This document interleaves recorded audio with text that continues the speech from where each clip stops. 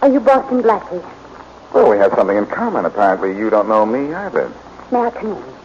If you don't, I'm coming out. Thank you. Thank you. I'm Evelyn Jones. Miss Evelyn Jones? Is that important? It is to me. Blackie, I need help. Well, give me a clue. What do you want? A safe opened, a bank robbed, a fire started, or just plain somebody murdered? I'd like you to keep somebody from being murdered. Well, that's a little out of my line, Inspector Farraday keeps telling me. Who do I keep from being knocked off? Me. Say, there are too many ugly people in the world right now for us to lose a beautiful one. What's the story? I have to deliver a package at 2 o'clock tomorrow morning at 484 Willow Street. Now, all I want you to do is to go there with me. It'll just take a few minutes. Sorry, I can't do it. Why not? Because of Mary Wesley? More or less. More because Mary has a way of finding out about things, and less because she happens to be on a train going to Wisconsin right now. Mary Wesley isn't on a train going anywhere. I happen to know she is. I happen to know she isn't. Really? Then where do you happen to know she is? Never mind. But if you don't do what I ask you, next time you see Mary Wesley, it'll be just to identify the body.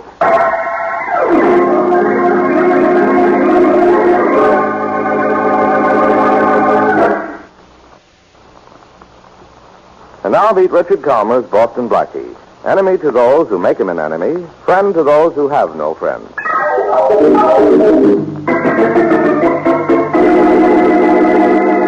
Are you sure this is the right house, Evelyn?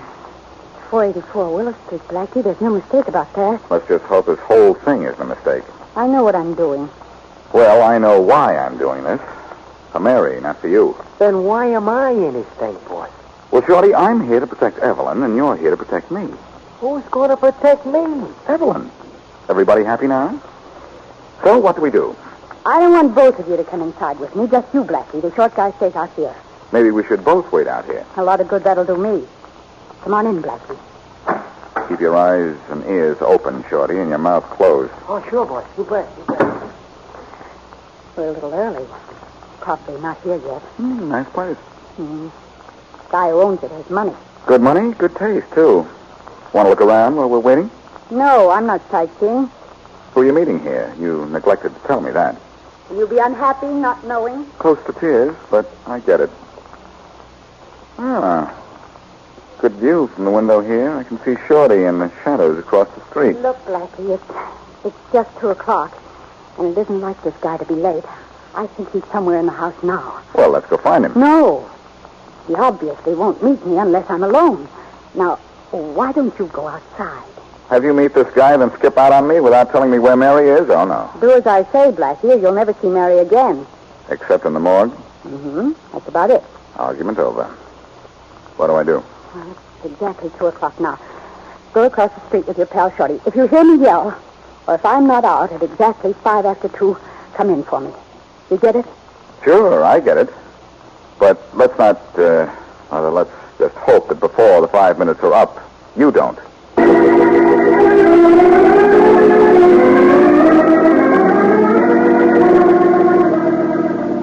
Blackie, it's been almost 5 minutes now, and I ain't seen nobody going to 484 across the street.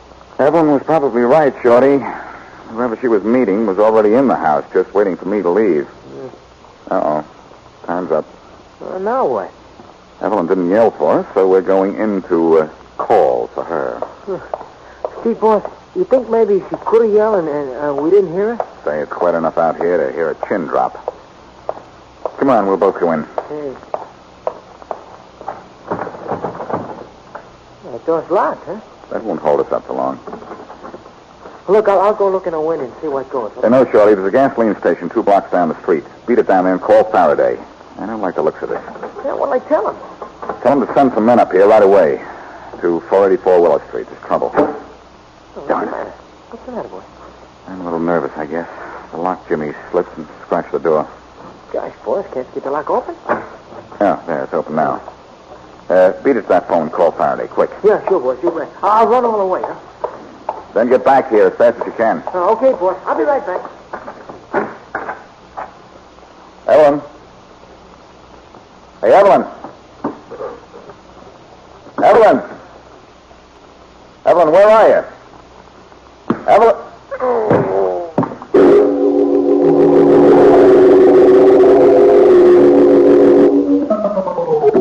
But I tell you, Inspector Faraday, it's the honest truth. Blackie's been missing for 8 hours now. Look, Shorty, this is police headquarters, not a problem clinic. If Blackie gave you the slip this morning, go somewhere else and cry about it. But Inspector, Blackie just disappeared. After I called you, I run right back to 484 Willow Street, and Blackie ain't there, and the girl ain't there. Maybe they went to a movie. It's 2 o'clock in the morning. So they like late movies. Who cares? Oh, Inspector, please don't kid about this. Miss Wesley's missing, and Blackie had a hunch there was trouble in that house. And I figure he found it. Inspector, hey, What do you want, Rollins? Officer Thompson on the Bryanteville beat says he found a bum sleeping in an alley this morning. What's he want? Applause? Maybe he wants a reward, Faraday. Blackie. Oh, gosh, boys, what happened to you? I don't know, Shorty. Somebody did a job on me, and I went to sleep on it. Okay, Blackie. Take your pal Shorty and beat it. Go on, get out of here. I'm not leaving, Faraday. Well, Rollins, you get out of here. Yes, sir, Inspector, right away. Hey. I gotta get somebody to listen to me. Now, I suppose you feel better. Look, I'm a busy man. If you have something to say it fast and get out of here. Mary Wesley's missing. Mary Wesley's missing what? Very funny, Faraday. Only this is no time for jokes. A girl named Evelyn Jones is holding Mary somewhere. Evelyn Jones. Yes, Huh? Evelyn Jones. Shorty and I took her to a house at 484 Willow Street at 2 o'clock this morning. We went along to see that nothing happened to her. You expect me to believe this? Faraday, don't you understand the Jones girl knows where Mary is? Then why don't you ask the Jones girl to find her? Because I can't find the Jones girl. While she was in the house, Shorty and I waited outside. After a little while, I went in to get her. I was knocked out and didn't wake up until a little while ago, way out in Branchville. I don't care about the Jones girl or me, but will you please get it into that thick head of yours that Mary's missing? Hold it, Blackie. Yeah? Call for Boston Blackie, Inspector Hayes. Okay, Rollins, put it through. And send out every available man to find Mary Wesley. Okay, Hayes. After all this, Mary better be missing. Here, Blackie, the call's for you. Thanks. And, Inspector, thanks for giving that order to Rollins. I won't forget it. Hello. Hello, Blackie. This is Mary. Joe! Joe, how are you, old boy? What do you mean, old boy? This is Mary. Well, I thought you were out of town, Joe. I'm not Joe, I'm Mary, and I'm not out of town because I missed my train, spent the night at a friend's house, and now I'm home. Well, Joe, stay where you are. And Hey, I'll... that's not any Joe. Give me that phone. Faraday, let go of that. Hello. Hello. Who is this? Hello, Inspector Faraday. This is Mary Wesley. Mary, where are you? In my apartment. Inspector, Blackie isn't in your office because he's in trouble, is he? I'll say he's in trouble. Here, let me speak to her, will you, I'm Faraday? not Give me talking to anybody. Inspector, what's the matter? Read about it in the papers, Miss Wesley. I'm going to put your boyfriend in jail. Now, listen, Faraday. I'm as surprised as you are about this thing. I'm not a bit surprised. This is just what I expected, a gag. Mary Wesley was in trouble. You took a girl to a house. She disappeared. You got hit on the head. Da-da-da. That same old phony story. Okay, Faraday, I'm sorry. Mary's not in trouble, and that's all I care about. See you around. Stay where you are, Blackie. What was all this talk about Evelyn Jones? Skip it, Faraday. It isn't important anymore. About a house at 484 Willow Street. I tell you now that Mary's all right. Evelyn Jones and 484 Willow Street aren't important. Well, we're going down and have a look in this house at 484. You look, Faraday. I'm not interested. So long. So long, huh? You're going with me to Willow Street. And if there's anything phony up there, you're going to jail for so long.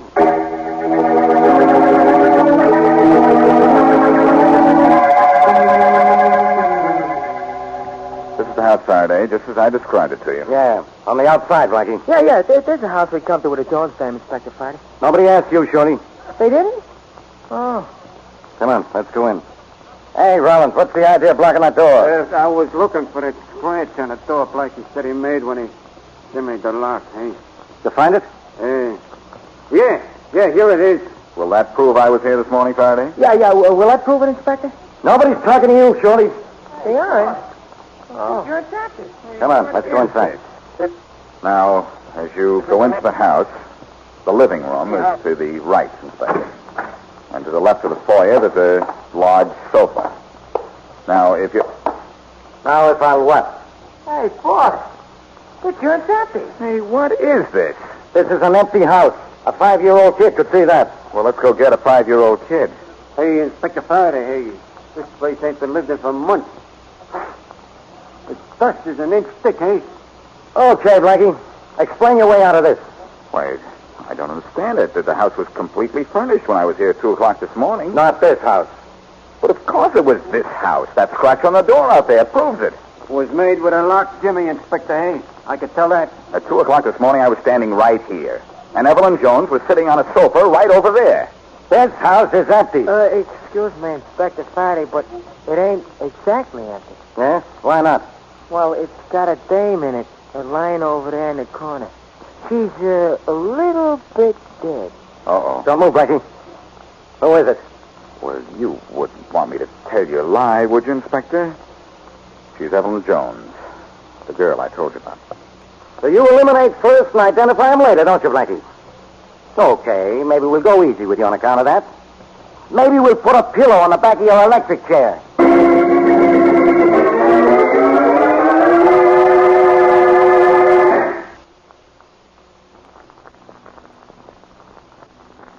Now back to Boston Blackie.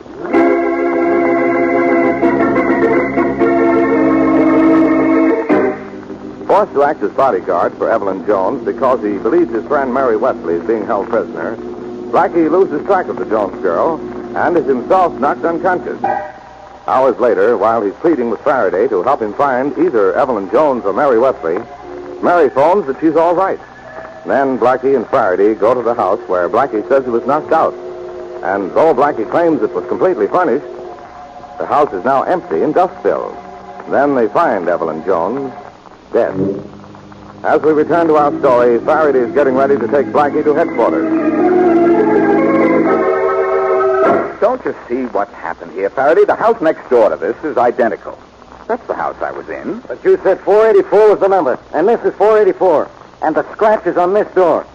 How do you explain that? I don't know. The house I went into was furnished. I know that.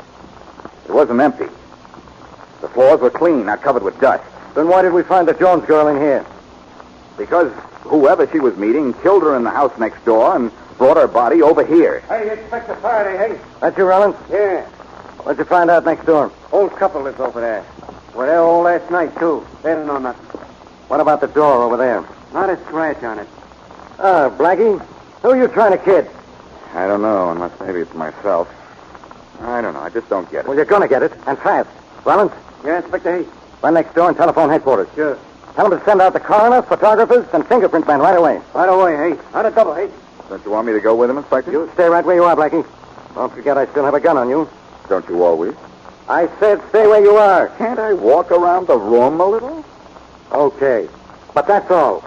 Faraday, you're such a kind old master. Isn't he, Shorty? Oh, yeah. What are you doing over there? Just seeing where the door leads. Looks like a closet door. Let's see how the family skeleton is doing. That nose of yours is going to get you in trouble someday. Sniff is sniff. We'll see what I tell you. It's a closet. Faraday, you thought there was only one body in this house. You're only half right. Here's another. Another body. Where? In the closet. Here, right here, look. There's no body in there. You mean there wasn't, Faraday? But there is now, Inspector. Yours.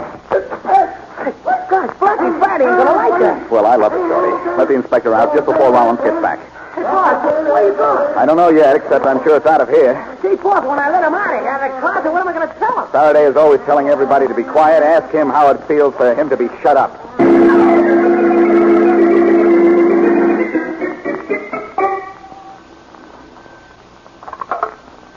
Hello? Mary, this is Blackie. Oh, Blackie. What's the matter?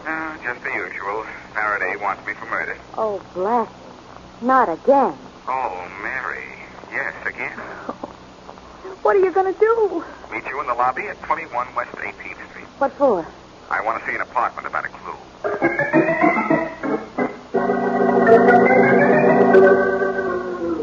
Well, Mary, Evelyn Jones' apartment looks as nice as she did. Yes. It does, but, Blackie, what are we looking for? The name of the man Evelyn Jones was meeting in that house and what she was delivering to him. Well, I guess this is the right place to look then, isn't it? Mary, look around carefully, will you? Help me? Yes, sure. For a book, a letter, a newspaper. Even a cigarette butt may be all we need. Okay. Ah, here's a letter on her desk. It's only partly written. Let's have a look at it. Or is it just about the weather? No, it isn't. It says, Dear Bob, you remember those letters I wrote you about last month? Well, it looks as if I'll be out there with you in a week or two, a very wealthy little girl. That's enough. That's all there is, then. It sounds to me as if she was blackmailing somebody. Definitely. Well, this explains her meeting somebody in that house at 2 in the morning and why she was afraid something would happen to her. Of course, she went to that house for the payoff. Only the payoff she got was not negotiable. Yes, but whom was she blackmailing? That, my sweet, is a question without an answer. I ask good ones, huh? You proud of me? That's the second question without an answer. Keep looking. Oh. Hey, what's this? Oh, typewritten note of some kind. Blackie, look what it says. Yeah. Evelyn, meet me at 484 Willow Street at 2 a.m. next Monday morning. Signed, J. Corrigan. That's it. That's the man she met, and that's the man who killed her. Maybe. Mr. Corrigan is quite a character in the blackmail business. I think I'll see him and see about this.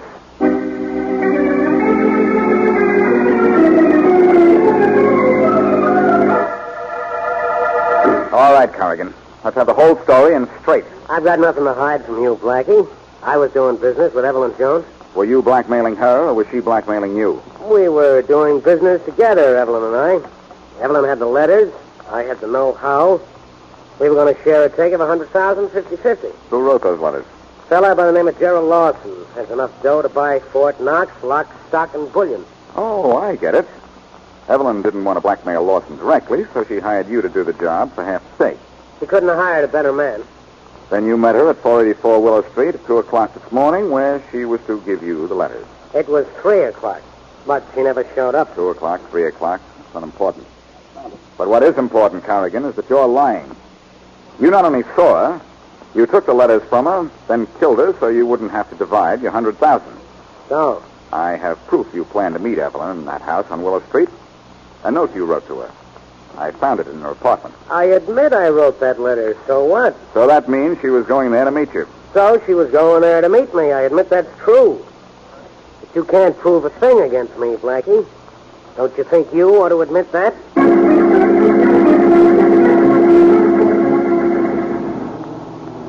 Blackie, did Corrigan kill Evelyn Jones? Of course he did, Mary. Well, then let's go to the police. We can't, Mary. I can't prove anything yet. But I'm going to let Corrigan convict himself. Will he? He has Evelyn's letters. He knows Gerald Lawson will pay him $100,000 for them. Oh, I see.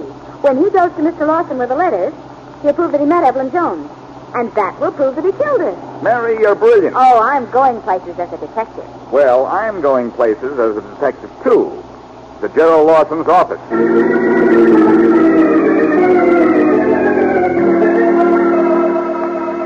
That door there, Mr. Blackie. Mr. Lawson will see you. And on my way out, I'll see you. Just go right in. Thank you. Gerald Lawson? Oh, yes. Sit down. Thanks, I will. I understand you want to see me about some letters? Oh, I don't have them, Mr. Lawson. But I know who does. Oh? A man by the name of Corrigan.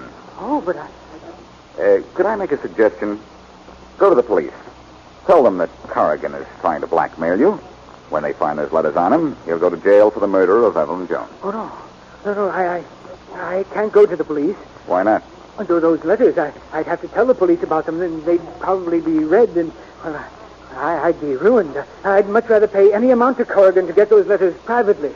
Well, then, maybe we'll have to do this the hard way. I don't care, but what do we do? We have to make Corrigan show up with those letters. That will prove he saw Evelyn, killed her, and took them from her. Oh, but I've already made it clear to him that I'll pay. All right. Let's write him a letter, have it delivered by messenger, and arrange a meeting for this afternoon. I'll hide nearby, and when he hands you the letters, we'll destroy them and hand Corrigan over to the police as Evelyn Jones' murderer.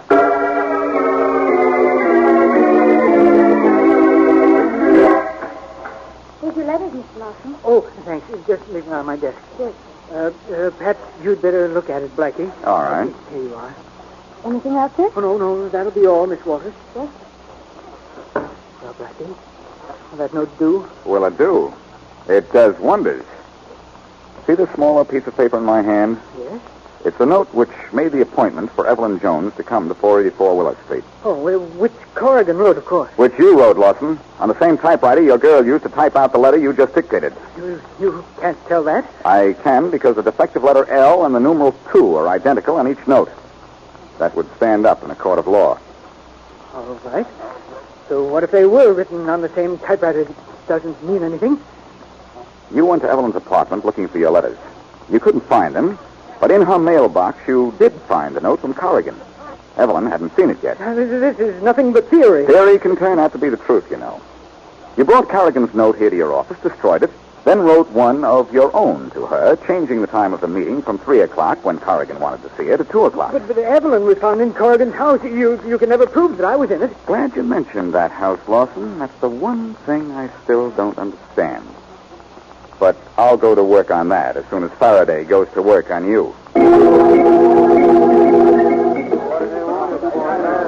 All right, quiet. Everybody in the lineup, Rollins? Yes, Inspector. All right, keep them standing up there under those lights. Now, where's the old man who lives at 486 Willow Street? Right here, Mr. Faraday. Inspector Faraday. Quiet, Blackie. Yes, Mr. Faraday. All right, you. Which one of those guys in the lineup is Gerald Lawson? No. That one there on the end. I never saw that old man before. Quiet, Lawson. Quiet, Lawson. Quiet, Rollins. Quiet, Faraday. Yes, I'll be quiet, too. All right, you. How do you know Mr. Lawson? He came to my house 3 days ago and offered my wife and me $1,000 to get out of our house for 2 days and not to say a word about it, even to the police. He said it was a joke. All right, Lawson. What do you say to that? Nothing. Look, we know you wrote letters to the Jones girl. We know she was going to blackmail you. We know that message you faked was written on your typewriter. You know a lot, don't you? And Grandpa here has identified you. So talk. What was all this business of switching houses, Lawson? Ignore that question, Lawson. Gladly. But answer this one. What was all this business of switching houses, Lawson? Wonderful question, Inspector. Quiet, Blackie.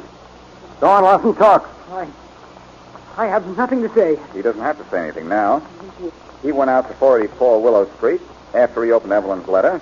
Then he saw the house next to 484 was identical and got an idea.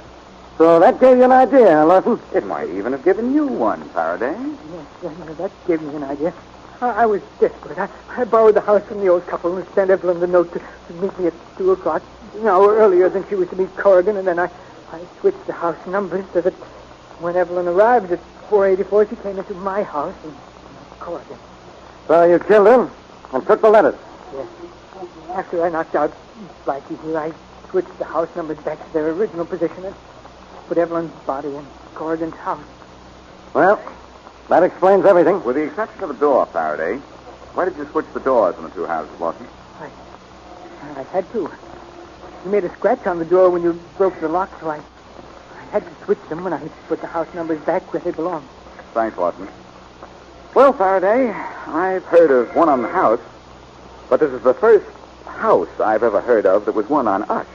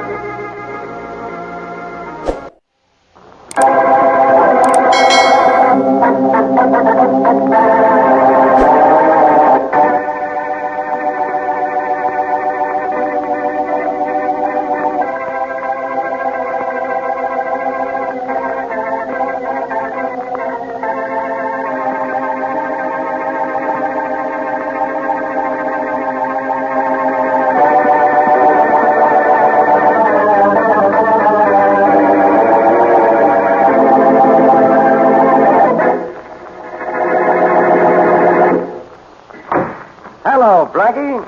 Well, my favorite non-entity, Inspector Faraday. Bad morning, Inspector. You shouldn't have knocked. I didn't. Blackie, I'm looking for Whitey Barnes, the safecracker. Do you know him? Barnes? Let's see. Say, I have a picture of a guy called Whitey Barnes, but I don't think he's a safecracker. Wait, I'll get it for you. Thanks. I'm getting somewhere. As soon as I get you this picture, you're getting somewhere out of here. Grab that phone, will you, Faraday? Tell him to wait a minute. Okay. Hello? Hello. I'd like to speak to Boston Blackie, please. It's very important. Who is it, Faraday? Just a minute. It's not for you. It's headquarters. I told them they could reach me here. Okay. Hello. This is Boston Blackie. What do you want? I want you to open a safe for me. Now, look, lady, I don't do things like that. If you want your safe open, why don't you go to the police? Oh, dear me, no. The police are lovely, but they aren't clever enough to do a thing like this. Well, now, lady, the police aren't exactly dumb. Oh, dear me, no, not exactly. But this is very difficult, and it's terribly important. I want you to do it. Sorry, lady, nothing doing. Goodbye. Oh, so that was headquarters, was it, Faraday? All right, so it was for you. Maybe I shouldn't have done it, but I kept you out of trouble. Why don't you think about that? And maybe you let somebody else in trouble. Why don't you think about that?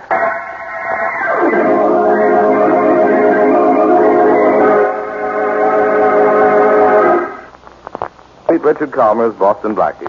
Enemy to those who make him an enemy, friend to those who have no friend.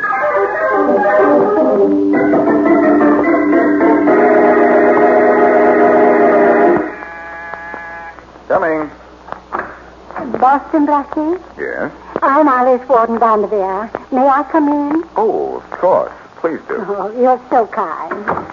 I hope I'm not imposing on you too much. After all, you did refuse me on the telephone. But I thought that if perhaps I came in person... I didn't refuse you at all, Mrs. Vanderveer. You were talking to Inspector Faraday of the police. Oh, dear me. And I told him I wanted my safe opened. I've spoiled everything. I don't think you've spoiled anything. Faraday's a fairly understanding cop. Won't you sit down? Then you will consider my proposition? I'm sure I will, as soon as I find out what it is. Please sit down. Thank you. Now, what's this all about, Mrs. Vanderveer? Well, I have a problem. I'm 70 years old, you know. Being 70 is a problem? You make it look very easy. Oh, thank you. It isn't my age I'm thinking about. Blackie, my life has been so useless. I want to do something big, something helpful to others before I die. Well, you have money. That's what everyone thinks.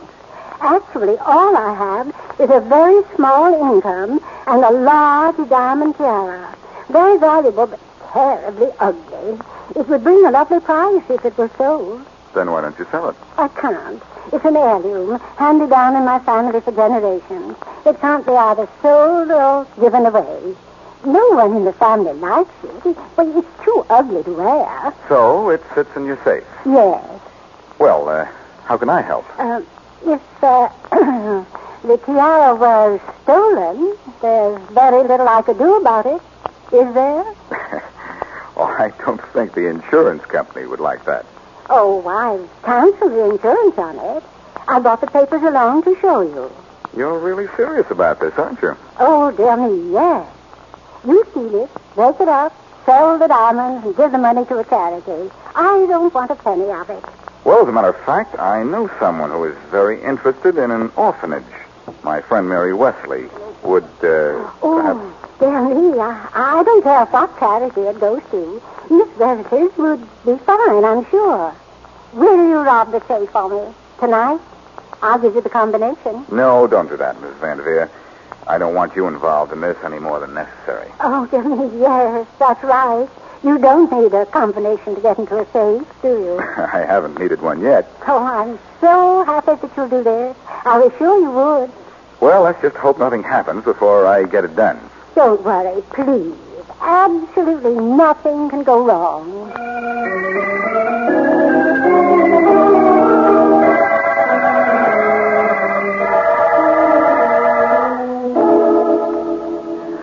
Oh, Blackie, please hurry. Strange houses make me nervous. A fine safecracker's assistant you are, Mary. Oh, Will you hurry and open this safe, darling? Oh, I want to take my time with this one. This is fun. Just like a picnic, I suppose. Not exactly. There aren't any ants. Blackie. Hey, darling, why aren't you wearing your gloves? What for? I'm just cracking this box for fun. Oh, come on, Mary. Relax and enjoy yourself. This is supposed to be a party. Well, I like parties better than picnics. I'm an indoor gal. Indorable, I'd say. Oh, Blackie. You're silly. Come on, please hurry up. All right, Mary, all right. I think it's open right now. Mm-hmm. Ooh, what a noise. I don't think this box has been opened since Mrs. Vanderveer was born. Can you find the tiara? I can't miss it. There it is. Look at it. No wonder Mrs. Vanderveer wants to get rid of it. It's hideous, isn't it? But look at the diamonds in it. Wow. When we break it up, do you know what we'll get for these stones? At least $50,000. And if somebody walks in here and catches us, do you know what we'll get then? At least 50 years.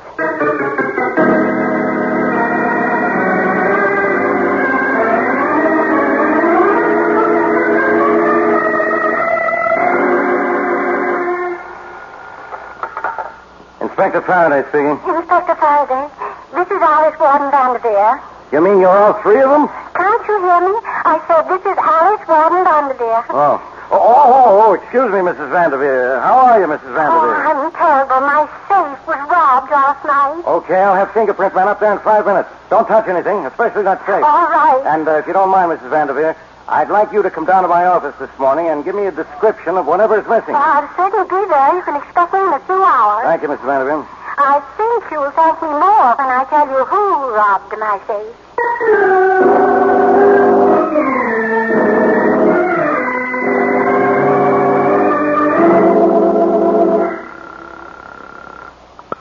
Hello. Blackie, this is Mary. Good morning, Mary. How did you feel giving $50,000 to charity this morning? Never mind about that. Have you heard the radio today? Mrs. Alice Warden Vanderveer is a double-crosser. What? She told the police that safe of hers was robbed. Oh, no. Oh, yes. And, Blackie, you know whose fingerprints are on that safe? Oh, somebody named me. Yes, darling. Somebody named you. Mary, this is one time Faraday really has me behind his own personal hate ball. I've got to keep away from him. Now, Blackie, don't you be stubborn. You go see the inspector and you tell him the whole story, please. I get it. I'm to give in, give up, and give out.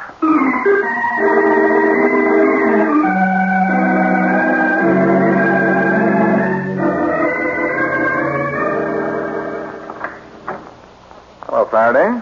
Get out of here, Blackie. I'm busy. Well, I'm going to make things easy for you. This Scram, I'm working on an important case. Alice Warden Vanderveer's safe was robbed last night, and I'm out to get the thief. You know who robbed that safe, Inspector? No, but I will. I did. I heard about the robbery only 2 hours ago. How did... What did you say? I said I robbed the safe. No. Yes. You didn't. I did. You'll find my prints on the safe door. And they'll be all over it. Oh. You'd wear gloves. I was in a hurry. I forgot them. Your prints are on the safe door, huh? I'll see about that. I want to explain this thing, Faraday. Blackie, if this is one of your tricks. Yes, Inspector Faraday. Williams, you have a report yet on the fingerprints we found on the Vanderveer safe? Yes, sir. Did they check with any we have in the file? No, sir. What? They don't check with our files, but we made prints of everybody in the Vanderveer house and found out the prints belonged to the son, Tom Vanderveer, Jr. Well, I'll be... Okay, Williams, thanks. Now, will you believe me, Faraday? Another one of your tricks, huh? I thought so. Tricks? What do you mean? I mean your prints aren't on the Vanderveer safe. But Faraday... Get out of here. Look, Inspector, you... I said get out of here and stay out. All right. And just be glad I don't throw you in jail for obstructing justice. You're a policeman, Faraday, but you're the biggest obstruction justice ever had. Yes? Williams, are you sure those fingerprints didn't check with any in our file? They belong to Tom Vanderveer, Jr. The fingerprint department guarantees it. Okay. Send out an alarm to have young Vanderveer picked up. Yes, sir. And Inspector Mrs. Alice Warden Vanderveer is here to see you. Send her in. She's coming in now. Good. Inspector Faraday, Come in, Mrs. Vanderveer. I brought you a description of what was stolen from my safe. Here it is, written down on this sheet of paper. Thanks, Mrs. Vanderveer. This will be a great help. Oh, I want to do all I can to make sure you catch the thief. Well, tell me, Mrs. Vanderveer, who do you think robbed your safe? Boston Blackie. Boston Black... What makes you suspect him? Well, he's been in my house several times on parties there, and he knew the jewels were in the safe. Well, you know whose fingerprints we found on the safe door? Yes? Your son. Tom? No, that's impossible. Why would Tom rob the safe? Everything in it would have been his someday.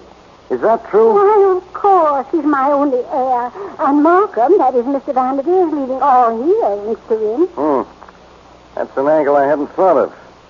Well, don't worry, Mrs. Vanderveer. We'll have to pick up your son on just a routine charge, of course, but I'm sure that we won't be holding him long. Oh, thank you, Inspector Farraday. You're so kind. Do you want me for anything more? No, thanks, Mrs. Vanderveer. Well, if I can do any more for you, you can reach me at my home. Thank you. I'll do that. Goodbye, Inspector Farraday. Goodbye, Mrs. Vanderveer. Outfittery, Mr. Vanderveer. Inspector Faraday send you home in a police car. Oh, how nice. This way, Mrs. Vanderveer. This door here. Thank you. Frank, Yeah? this is Mrs. Vanderveer. The inspector wants you to drive her home. Okay, Williams. Get in, lady. I'll help you, Mr. Vanderveer. I can help myself, thank you. Yes, ma'am. To 2121 Riverside Boulevard, driver. Right, lady.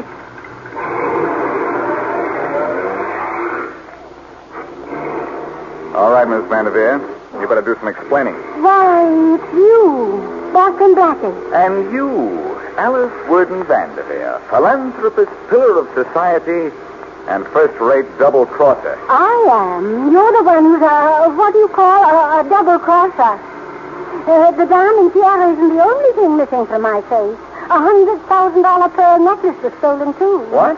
And you took it when you took the diamond tiara. I see right through this one. You stole that necklace, then had me steal the tiara, so I'd be blamed for both. I wouldn't do such a thing. I'm a respectable old woman. Yes, and for the first time, I really believe you're 70 years old. Why do you say that? Because no one under 70 could have lived long enough to figure out a gag as tricky as this.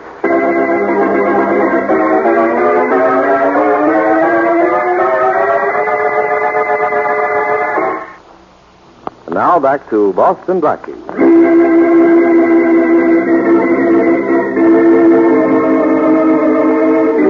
When Blackie robbed the Vanderveer safe of a diamond tiara, he didn't even wear gloves because he was stealing the jewels at the owner's request.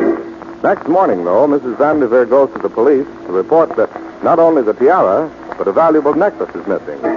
What's more, the fingerprints found on the safe don't belong to Blackie, but to Mrs. Vanderveer's son. Mrs. Vanderveer, however, still accuses Blackie of the theft. As we return to our story, Blackie brings Mrs. Vanderveer to the door of her home.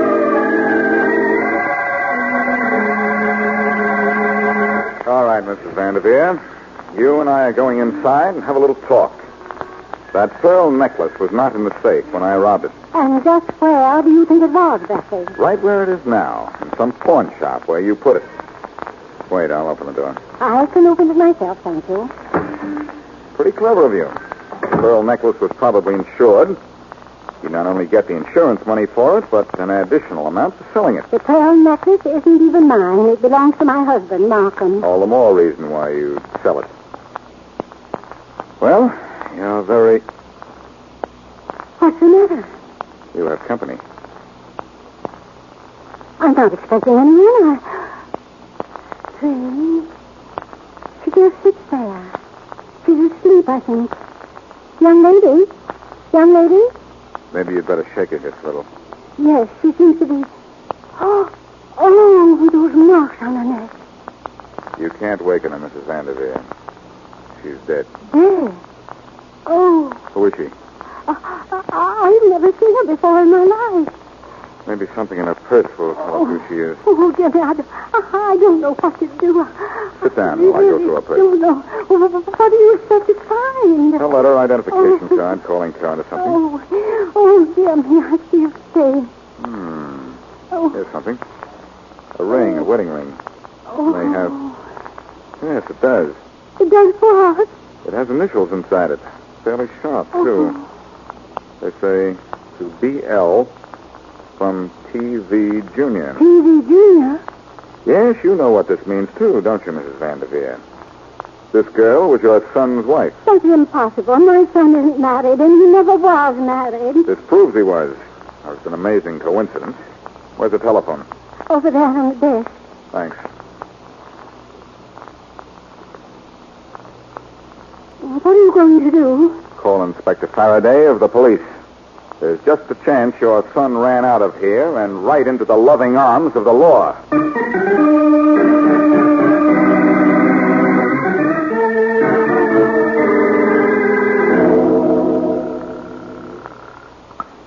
Hello. Blackie, this is Mary. I'm at the marriage bureau, and I have those records. Learn anything? Yes, you were right. Tom Vanderveer Jr. married Beatrice Lane 6 months ago. Well, that'd be a surprise to Mrs. Vanderveer. Well, I don't know why it should be. She was a witness at the wedding. What? Sure. Both she and Mr. Malcolm Vanderveer signed the certificate as witnesses. And she told me she'd never seen the girl before in her life. What does this mean, Blackie? It means our sweet old lady may be not only a very clever jewel thief, but a cold-blooded murderess. That's my guess, anyhow. It's a good guess. But there's a key figure in this thing we haven't talked to yet. Yes, I know. Malcolm Vanderveer, the husband. Tom's father. Tom's father was Markham's brother. Markham is Mrs. Vanderveer's second husband. Oh, is that so? Yes, and I'm going to see him. Because maybe a second husband will give me a second guess.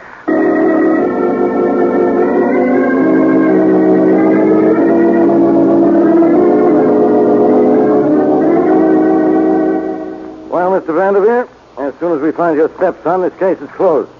I think I can save you a lot of trouble on that score, Inspector Farraday. You can save me more than trouble if you'll get rid of that cat you're carrying. Cats worry me. My cat won't harm anyone. I think you'd better hear what I have to say. You know something? Yes, I do. Well, you're way ahead of all of us then. Blackie, get out of here. Get out? Oh, no. I seem to arrive just in time. You were the cat. You must be Markham Vanderveer. Yes. All right, Blackie. Now, what do you want to say, Mr. Vanderveer? I'm the one you're looking for. What? Yes. I really didn't intend to kill this girl, but she caught me talking on the phone. Well, I've been caught talking on the phone 1,000 times. I haven't killed anyone for it. I think what Mr. Vanderveer means is that his daughter-in-law caught him talking to a fence about how much he expected for the pearls he stole. That's right. I took the pearls. When? Last night. Why? Well, they were mine, you know, but, well, I needed money. So I knew what Mrs. Vanderveer had arranged with Boston Blackie here. And at 12 o'clock last night, I came down here, waited until Blackie had gone, and then I slipped in and took the pearls. What time was this? 12 o'clock. Exactly midnight. What's the matter? Hey, you always throw that cat around? The cat scratched me. Go away. Go away. Shoo. All right, Malcolm. Come on, let's go. Wait a minute, Inspector. I've got a confession, Blackie. Now, you stay out of this. Vanderveer's confession isn't worth the police typist's trouble. He's just covering up for Tom. I did it, I tell you. Tom's innocent. Then so are you. You said you took the pearls out of the safe at 12 o'clock, after I had opened the safe. Sorry, Vanderveer. Nice try, but I didn't have the safe open until after 2 o'clock. Well, all right. all right, what? Blackie is right. I wasn't telling the truth, Inspector. I just wanted to protect Tom. Forgive me, Inspector, but...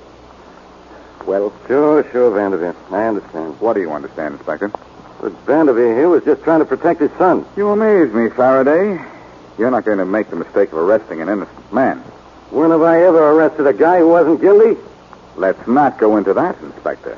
Let's just get out of here.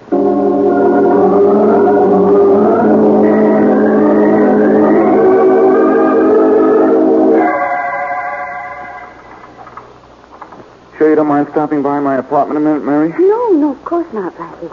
It may take a little while to get hold of Shorty, but it may be worth it. Sure. Don't move, interrupt. Well, this must be Tom Vanderveer. I've got a gun. I'll kill you if you move, either one of you. Blackie, be careful. Sorry, Mary. Tom, I think you'd better get out of here. Oh, no. You robbed my father's safe. You got me into this. I'm not leaving until you get me out. I robbed your father's safe, sure. The diamond tiara. But you took the pearls. I did not.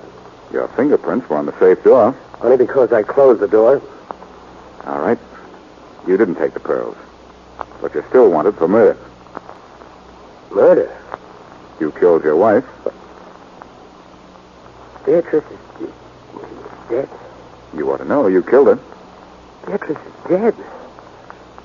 No, she can't be. She can't be. Look, Tom, if I were you... Blackie, please don't say any more. I don't think he knew she was dead. May I sit down somewhere, please? Sure, Tom. Here. I'll give you a hand. Take my gun, will you? I don't want it. Put it on the table there, Mary. Sure. Beatrice is dead. That can't be true. How do you know that? How do you know it was my wife? I found her wedding ring in her purse. Beatrice had... In her purse? Her ring was in her purse? That's where I found it. She never carried it with her. We were keeping it a secret from her family. I kept that ring... I kept it in my room. It couldn't be Beatrice. I'm sorry, but it was. May I go and lie down a moment, and then I want to see Beatrice? Sure. That's the door to the bedroom there. Thank you. I won't be long, and then you can take me to Beatrice or to the police or anywhere. I don't care. I don't care. Oh, Blackie, I feel so sorry for him. And the worst for him isn't over yet. What do you mean? Well, first he's lost his wife. Now I think he's going to lose his mother. Is he the one, Blackie? What do you think? Well, if the old lady didn't do it, who did it? I don't know. But how was Tom's wife killed? Maybe that's a clue. She was strangled. Oh. Well, would Mrs. Vanderbilt be strong enough for that? I don't know. Let's try to reenact the crime. It may help. Oh, goody. Just like the movies. All right. I put my hands on your throat like this and press. Now, what do you do? Hey, not so hard. Ouch! What's the idea of scratching my hand? Well, you asked me what I'd do if you choked me. That's what I'd do. Oh. You satisfied? Sure. Yeah, that accomplished a lot, didn't it? Now you know what'll happen to you if you ever do want to strangle me. Hey, wait a minute. We've hit something. Have we? What a clever guy that Markham Vanderveer is. While Markham was faking his confession to Faraday, he was holding a cat. Suddenly, he pretended that the cat had scratched him. Oh, Blackie, that is clever. The police would think that any scratches on his hand were made by the cat. Right. And his confession was clever, too. He made that error in time on purpose, just to make sure I'd know it was a phony. Oh, Blackie, they can tell the difference between a cat scratch and a human scratch. We can do it at the hospital. I'm going to call Faraday. And if that girl scratched Mr. Vanderveer, the coroner can tell by her fingernails. Don't worry, Mary. I know I have this straight this time. Thanks to that cat Vanderveer was holding. Isn't it strange that it was a cat's claw that put the finger on Markham Vanderveer?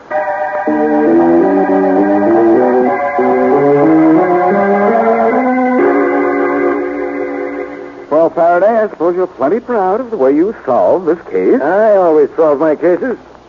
Now, what was the idea of saying your fingerprints were on that safe? They were, Faraday. Only after I opened the safe, Mrs. Vanderveer cleaned the door just to protect me. Then the son came along a little later and closed it. That's why you found his prints on it, not mine. Oh. Later, she denied that she knew her daughter-in-law to try to protect Tom. Probably. But, Blackie, when I make him confess, I do it right. I know Markham Vanderveer's motive now and everything. I can guess his motive for stealing the pearls. He needed the money he got from pawning them plus the insurance money. And he actually told why he killed the girl in the phony confession. She caught him arranging to sell the pearls. Yeah. And to plant the murder on Tom, he got the dead girl's wedding ring and put it in her purse. Mm-hmm. Did the coroner back up our theory that the girl and not the cat scratched Markham's hand? Sure. That was proved in the coroner's investigation. Markham's a cinch for the chair. Yes, we're just about perfect, Faraday. We conduct a little investigation, and the killer conducts a little electricity.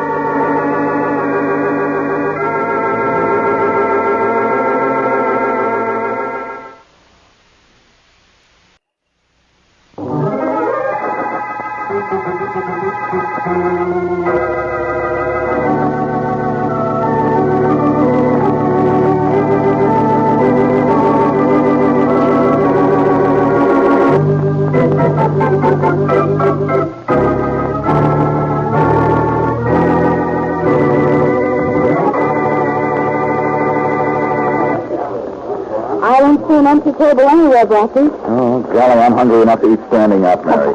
Good evening. Table for two? Yes, please. Right this way, sir. Sounds as if we're in luck, Mary. We're getting a table. It's probably because they don't know us here. Good point. The things I put up with on account of your reputation. My reputation. I think the young lady will be comfortable on this side. Oh, thank you. Dinner, sir? Yes, I think so. What do you mean you think so? All right, dinner. I always recommend the filet mignon to those who come into my restaurant for the first time. I'm sure you'll like it. I'll have a waiter take your order right away. Thank you. I wonder if I have a filet mignon look on my face now. When don't you? Oh, you. Hey, Blackie, a man's coming over to our table. Do you know him? Excuse me, but aren't you Boston Blackie? Yes, I am. My name is Bill Crane. You mind if I sit down just for a moment? Why, sure, yes. Thank you. Blackie, for days I've been trying to get up nerve enough to phone you. When I saw you come in, I knew it was now or never. Oh, excuse me. This is Mary Wesley. How do you do, Miss How do you Wesley? do? You wanted to phone me, Crane? What about? I'm an attorney, Blackie. You look pretty young to be practicing law. Well, I've had only a few cases and lost my only big one. I was defending Jack King. Oh, I remember that case. He was sent to prison for forgery. That's right, Miss Wesley. I was Jack King's lawyer. Oh, that was months ago. You shouldn't feel too badly about losing. King was guilty. That's not true. I don't have any proof, but King is innocent. Well, they all say they're innocent. Blackie, won't you help me? Forget the case, Crane. It's no disgrace to lose. Well, I suppose I don't have a right to ask you for help. In fact, if Charlie Kingston hadn't suggested I talk to you, I wouldn't have bothered you now at all. Oh, Charlie Kingston asked you to see me. Yes, he did. Well, if you're Charlie's friend, I'll do anything I can. Tell me all about Jack King. Not here, Blackie. I don't want anyone to hear what I have to say.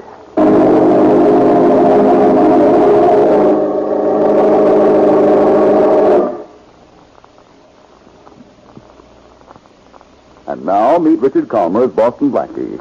Enemy to those who make him an enemy. Friend to those who have no friend.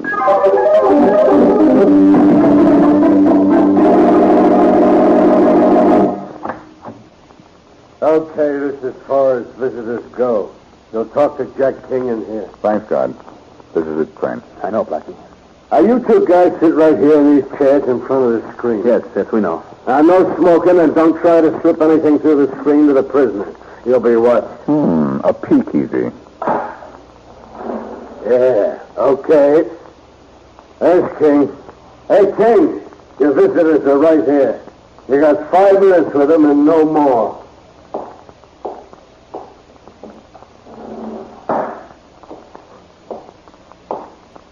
Hello, Jack.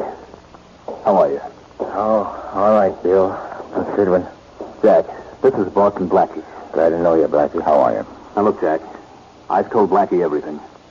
I gave him the names of the 3 witnesses who testified against you. I'm going to start with them. It's obvious they were fixed. Sure they were fixed. One guy identified me. I'd never even seen him before. Now, look, Jack, I hope you don't mind, but I thought it would be smart to tell Blackie everything. Even about Iowa City. That's okay. I served time out in Iowa City. I just got out 2 years ago. That wasn't mentioned at your trial, was it, Jack? No, I served time under another name. There's one thing I haven't told you yet, though, Blackie. The one man in the world who could have cleared Jack was murdered the day Jack went to trial. Well, that just about proves you were framed, Jack.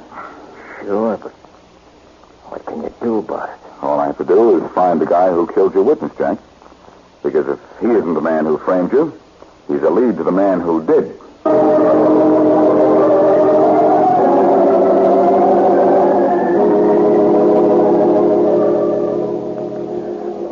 This is the beauty parlor you wanted, Blackie. Carson's at 600 Erie Avenue. Well, Bill Crane gave me the right dope, Mary. King used to manage this place, and the cashier is one of the 3 witnesses who testified against Well, him. then suppose we go right in and start asking questions. No. Here's what we're going to do. You go in first and pretend to be making an appointment. I'll come in a few seconds later and talk to her then. Oh, and I pretend I don't know you, huh? That's right. I see. If the cashier was fixed, she'll get scared and have to talk to somebody. So after I leave, the first thing she'll do is rush to the telephone. If she does that, should I phone you at your apartment? No, after I leave here, I'm going to the Charles Street Bank to speak to Ralph Lyons. He was the teller that testified against King. I'll call you at your place. All right. Now, go in, and no matter what happens, you don't know me. Now, do you understand? I'll be good, Daddy. And if you have to get a manicure before you find out anything, I'll pay for it. I'll say you will. I may have to get a permanent, too. I'm slow at finding out things.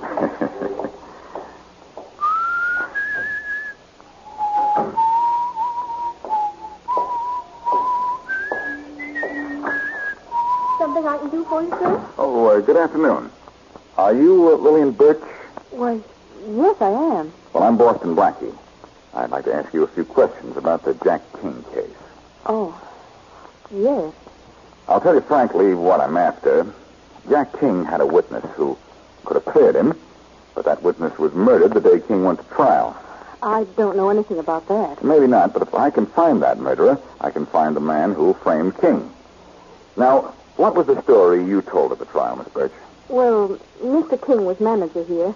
We buy all our beauty supplies from Henry Lawrence, the wholesaler. It's really a big order each month, so every now and then Mr. Lawrence would send Mr. King a check for $50 or $100, a sort of thank you, I guess. Well, what about the check that was forged? Well, one day Mr. King gave me a check for $10,000. It was from Henry Lawrence. Mr. King had me take it to the bank for him, cash it, and bring the money to him at his house. And so you did? Yes. I felt simply awful when the check cleared Mr. Lawrence's bank, and he found out that the original figure, 100, had been changed to 10,000. I felt as if I were guilty. And you told that story at King's trial? I told exactly what happened. What else could I do?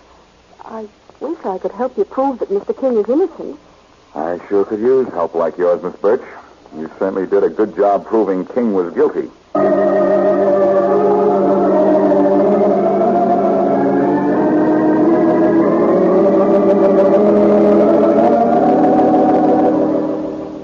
Something I can do for you, sir? This is the Charles Street Bank? Yes. You're the manager? Yes, I am. I'm Boston Blackie. I'd like to speak to one of your tellers, Ralph Lyons. Are you a friend of his? Yes, I am. Well, then, I suppose I can tell you. You suppose you can tell me what? The police just told us that Ralph Lyons was shot on the street 10 minutes ago.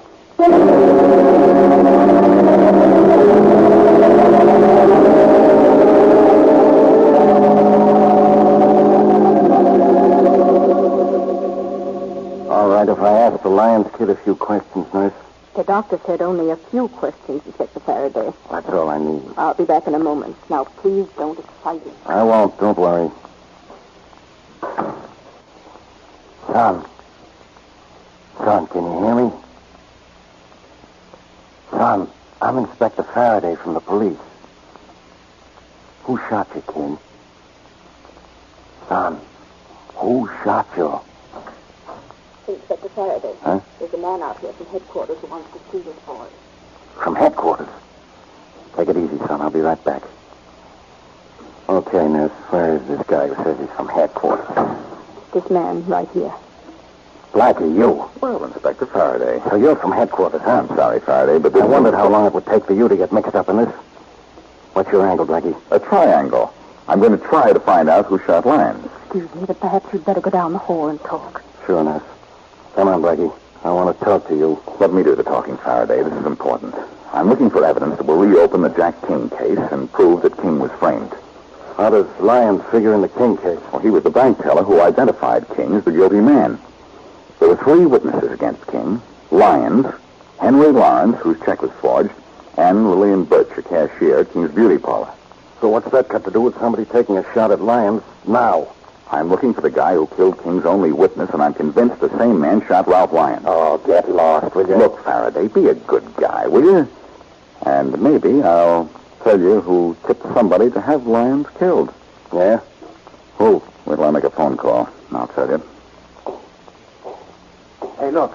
What do you mean you know who tipped somebody to shoot Lyons? A little while ago, I talked to Lillian Birch, one of the witnesses against Jack King. I told her I was looking for the man who killed his only witness. She looked a little scared when I left.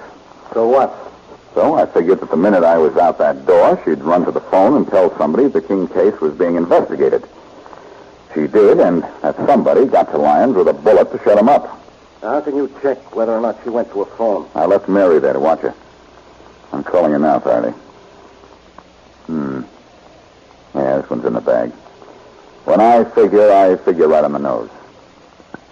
Hello? Oh, Mary, this is Blackie. What happened at the beauty parlor after I left? I happened to get my hair done. And you owe me $20. Oh, never mind the jokes, Mary. What did Lillian Birch do after I left? Nothing. She didn't go to the phone right away? She didn't go near the phone, and I watched it for 3 hours. Is that bad, Blackie? It's awful. I'll call you back later. Goodbye. Well, go ahead and gloat, Faraday. The cashier didn't make that call. So this was in the bag, huh, wise guy? Okay, so I was wrong. We still got a lead on the guy I'm after. Yeah? But it's our last chance. That kid in there. All we have to do is to find out who shot him. Well, come on. Let's talk to him. But go easy on your questions, Faraday. Remember, if he can't tell us who shot him, nobody can. 1 moment, please. Oh, nurse, we've got to talk to that kid again. It's important. I'm afraid you're a little too late, gentlemen. The boy is dead.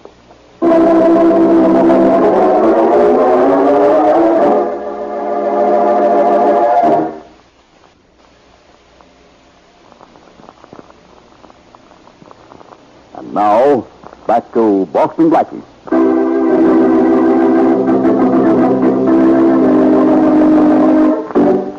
In an effort to prove that Jack King, in jail for forgery, is an innocent man, Blackie has sought out the 3 witnesses whose testimony clinched King's conviction. Blackie suspects that the witnesses were fixed.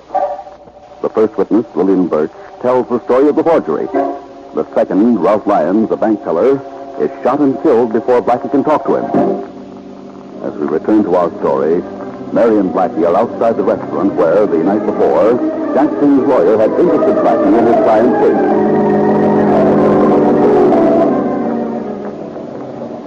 Oh, Blackie, don't be upset. Come on, let's go into this restaurant and eat. Oh, I don't feel like eating, Mary. There's one witness I haven't seen yet, Henry Lawrence. It was his check King was supposed to have forged. Well, all right, go see Lawrence. But let's get a bite first. Oh, all right. Where? In here? This is where we had the delicious dinner last night, remember? But look through the window, Mary. There isn't an empty table anywhere. I know, but maybe we'll run into the owner again. He found us a table last Mary. night. Maybe he just... Take a good look through that window. See who's sitting with the owner? Hey, it's the cashier from the Carson Beauty Parlor, Lillian Birch. Uh-oh, she's leaving. Come on, we're going in. Blackie, what are you thinking? I'm not, but I've got a hunch I will soon. He's coming. Well, Miss Birch, 2 meetings in 1 day just about makes us old friends, doesn't it? Well, Boston Blackie, hello. How's your investigation coming along? It's not doing very well. Oh, that's too bad. Well, it's nice seeing you again. Here, let me open the door for you. Well, goodbye till the next time, if there is a next time. I'll make sure there is, Miss Birch. Blackie, do you flirt with every single girl you see? Absolutely not, Mary. Some of them are, well, they're a little too far away. Oh. Come on, let's find a table. Good evening. Table for... Oh, good evening. Glad to see you again. Table for 2? Of course. Right this way. How do you like being remembered? Why shouldn't he remember us? We were here only last night. I think I'll be comfortable at this table here. Thanks. Dinner? I think so. Blackie? Dinner. That is better. Say, it's a nice place you have here. You own it? Yes, I do. Is anything wrong? Oh, no, of course not. By the way, who is that girl who just went out? Which girl? The tall, rather nice-looking blonde. She left just as we came in. I don't know. I didn't notice her at all. Oh. Oh, my fork. I knocked it off the table. Well, don't bother to pick it up. I'll get you another from this table. Here you are, sir. Enjoy your dinner. Thanks. He lied about that girl, didn't he? I wonder why. Do you think it's his? I don't know. And that goes for almost everything about this case.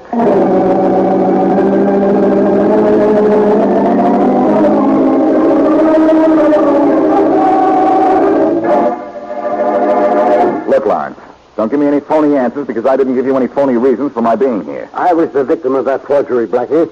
It cost me $9,900. You got it back, I'm sure of that. Oh, did I? And from whom? From the man who paid you to frame Jack King. Sir, you don't know the circumstances of the forgery, do you?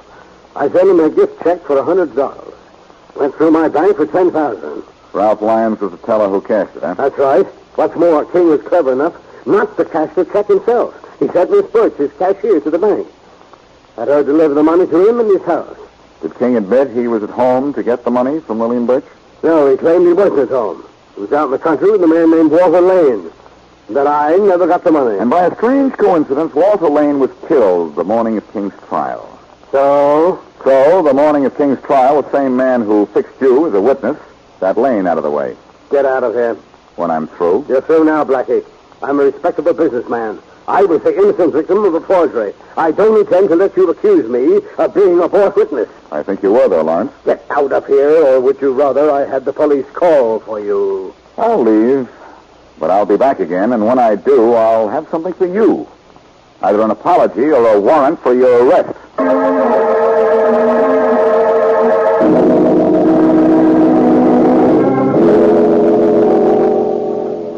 Oh, Blackie.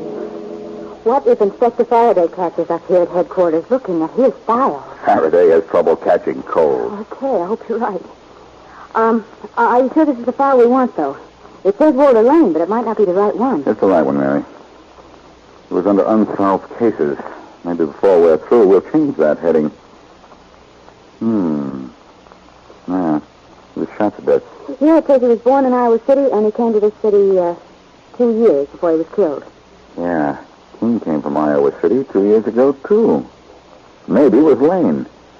They were probably the best of friends, and whoever planned this knew they were together at the time they picked for the frame-up. That's why they had to get rid of Lane. Blackie, I was hoping you'd still be here. Inspector Farraday, well, come right in. What's the idea of telling Matthews I said you could look in my files? The idea was to get a look at your files. I could throw you in jail for this. Yes, I know. Here, take this file folder, will you? I got what I wanted out of it. Yeah? What was that? Information. And it's still there, Inspector. Only it requires a slight process you neglected in your youth. You've got to be able to read. So help me, Blackie, if I... Wait a minute. Hello, Faraday speaking. Inspector Farraday, this is Matthews about those fingerprints you wanted in that restaurant fork. What restaurant fork? Well, the one Blackie gave me. He said you wanted the prints on it checked with our files. Blackie? Matthews, don't you know better than... Inspector, the prints are hot. They belong to Edgar Weston. He's wanted out in Denver for something big. Oh, yeah. yeah, I know. Thanks, Matthews. Blackie, I ought to break your neck. But I know you're not going to, Inspector. I've found some important fingerprints for you, haven't I? Now, who'd they belong to? Edgar Weston, wanted out in Denver. For what? Never mind for what. I want that guy. Where did you find him? What do you want him for? None of your business. Well, in that case, Faraday, where I found him is none of your business.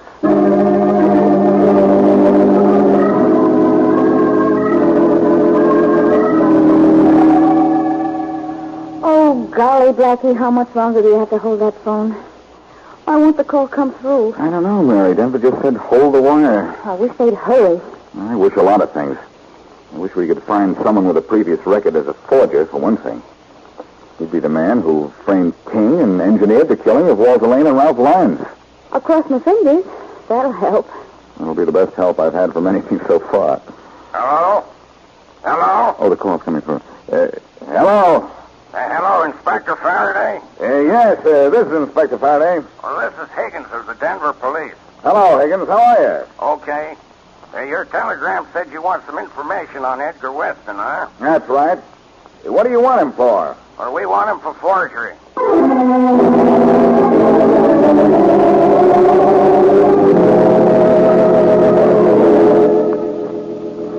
Now, Mary, be sure you do this very carefully. Remember, you'll be talking to Ed Weston. He's our man, so no slips. I'll do my best. I've dialed the restaurant. Be sure you mimic Lillian Birch the best you can. I didn't talk to her 3 hours today for nothing. You remember everything you're supposed to tell him? Well, I'll know that better later. Is it ringing? Mm-hmm. Hello? Ed? Yeah? Ed, this is Lillian. Lillian, you fool. I told you never to call me here. Have you gone crazy? Just about, Ed. The cops are wise to you. What? They know the whole deal. I can't know anything. You're crazy. I'm not kidding, Ed. They know you're wanted in Denver for forgery, and they know you jacked up that Henry Lawrence check. How'd they find out? I don't know, but it's even worse, Ed. They figured you killed Ralph Lyons. They can't know. They can't have any proof. But they must have. They're after you. And they know you killed Walter Lane, too. Huh? Hey, you're not Lil. Uh-oh. Mary, what's the matter? Well, I must have said something wrong. He admitted the forgeries and killing the bank teller. But he knew I wasn't Lillian the minute I mentioned Walter Lane. So he hung up. Maybe he didn't kill Walter Lane. Nah. Then who did? I don't know, darling. Maybe you killed him. Maybe. All I know is this case is killing me.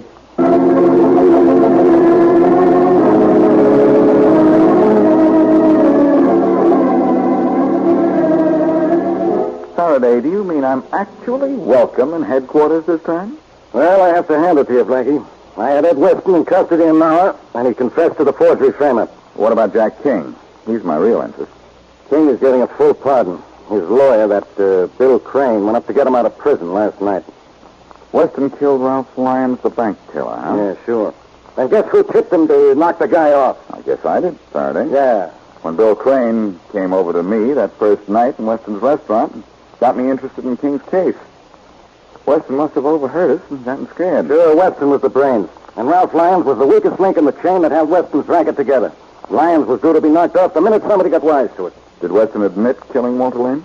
Well, that's the funny thing, Blackie. Weston says he never laid a finger on Lane. Well, I guess he's lying. I don't think so. When King and Bill Crane get back to town, I'll show you Lane's killer, Inspector. Train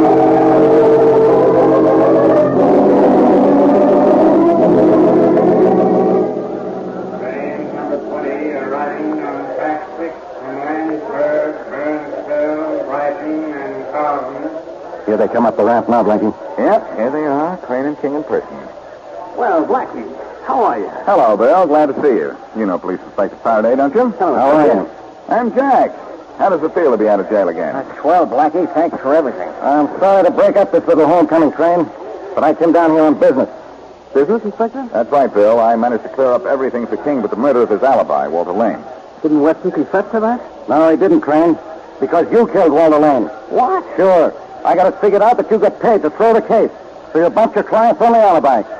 Come on, I'll take you down to headquarters. Wait a minute. Come on, Crane. Wait a minute, Faraday. What for? Look, King, you thanked me for getting you out of jail, didn't you?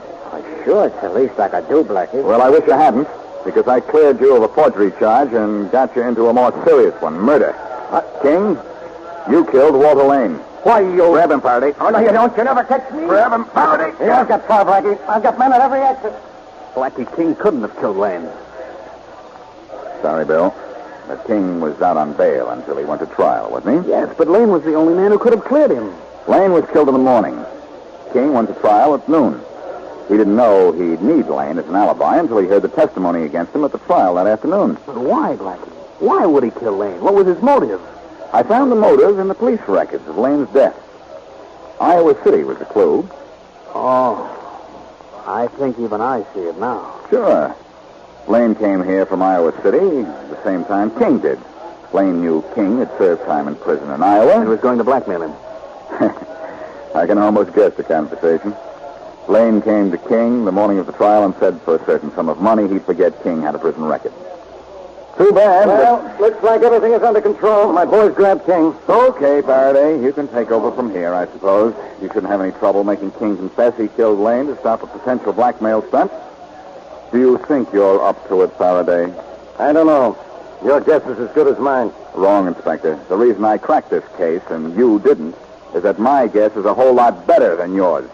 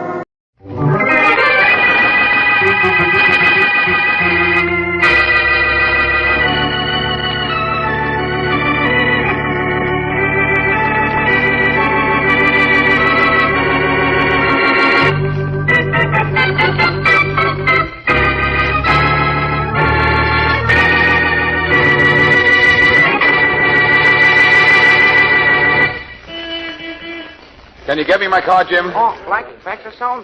Sure. Hey, Tom, get Boston Blackie's car. And tell him to hurry, Jim.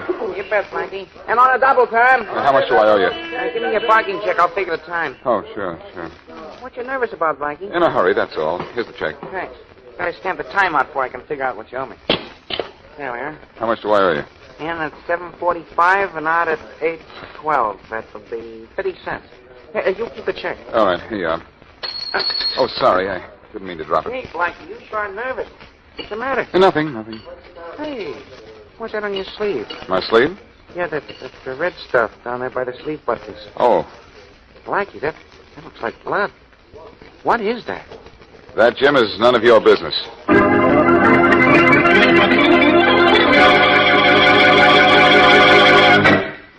And now we return to Richard Calmer's Boston Blackie. Enemy to those who make him an enemy, friend to those who have no friends.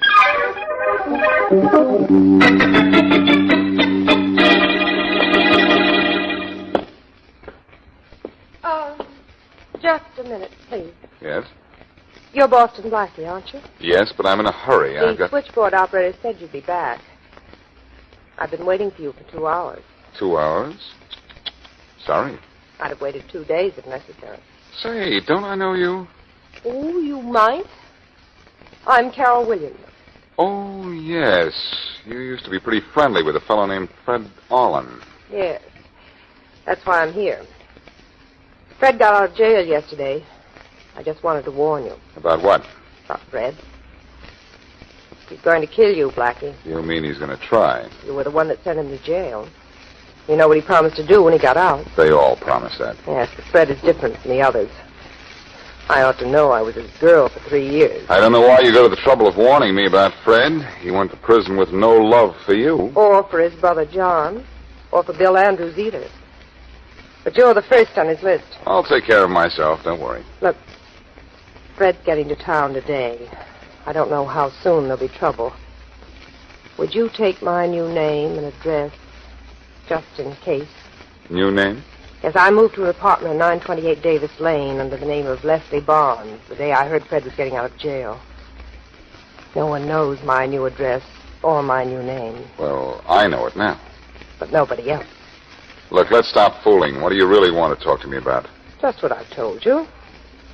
Stay out of Fred's way, or he'll kill you. And I don't want him to kill you. And I don't want you to kill him. No? What do you want? Nothing but the pleasure of killing Fred Orland myself.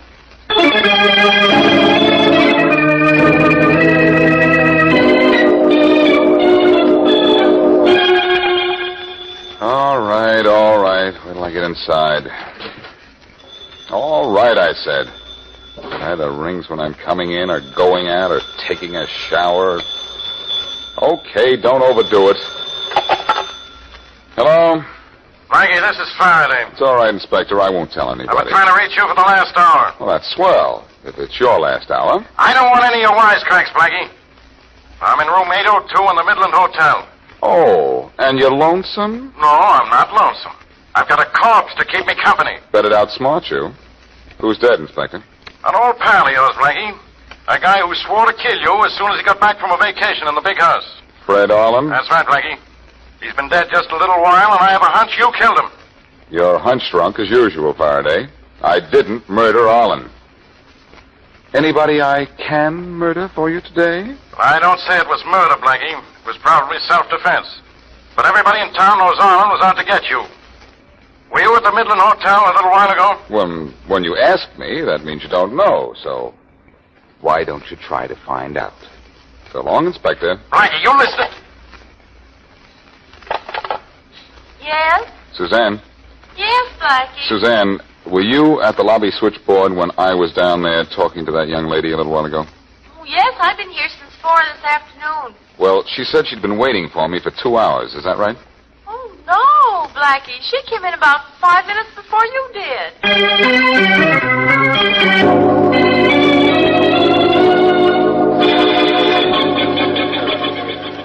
All right, you guys. Finish with those pictures and rush those fingerprints down to headquarters. We got to get that body out of here. All right away, Inspector. All right, you. You're the dead guy's brother, huh? Yes, Inspector Farraday. I'm John Arlen. This gun in my handkerchief. Never see it before? No, I don't think so. Got any idea who killed your brother? No, but I'd like to shake his hand. What do you mean by a crack like that? Figure it out. Made my life miserable since we were little kids. I'd like to have killed him myself. You live in this hotel, don't you? Sure, you know that. In the room right next to this one. It's kind of convenient, isn't it? Very. Sorry I didn't have a chance to take advantage of it. Now, look. Your brother phoned room service at 8:16, and a waiter found him dead at 8:25. So he's killed between 8:16 and 8:25. Where were you at that time? I haven't the slightest idea. Well, where were you most of the evening? I'm not sure. A lot of places, I guess. Name one. Well, I was down in the lobby for 45 minutes or an hour, but I don't know just when. Whether it was before or after 8:16. Who saw you down there? Who'd you talk to? I don't know. I bought a paper, I remember that, but I didn't pay any attention at the time. Okay, I'll check that. I may need you later. Don't go too far away. I can go now? Yeah. But just make sure you're around if I need you. I will.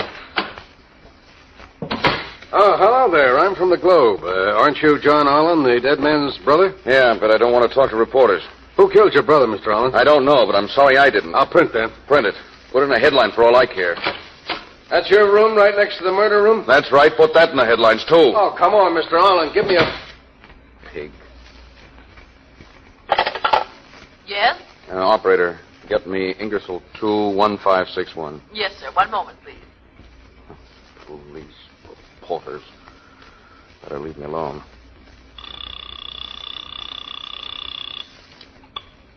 Hello?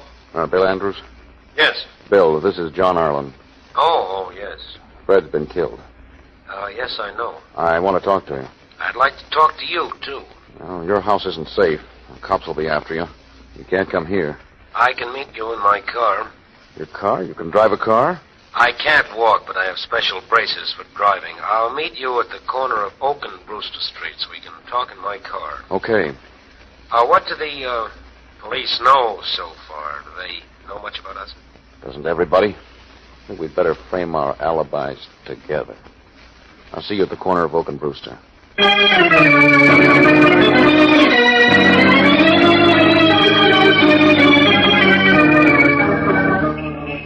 It's amazing, Bill, the way they fixed it so you can drive a car, even though you can't walk a step.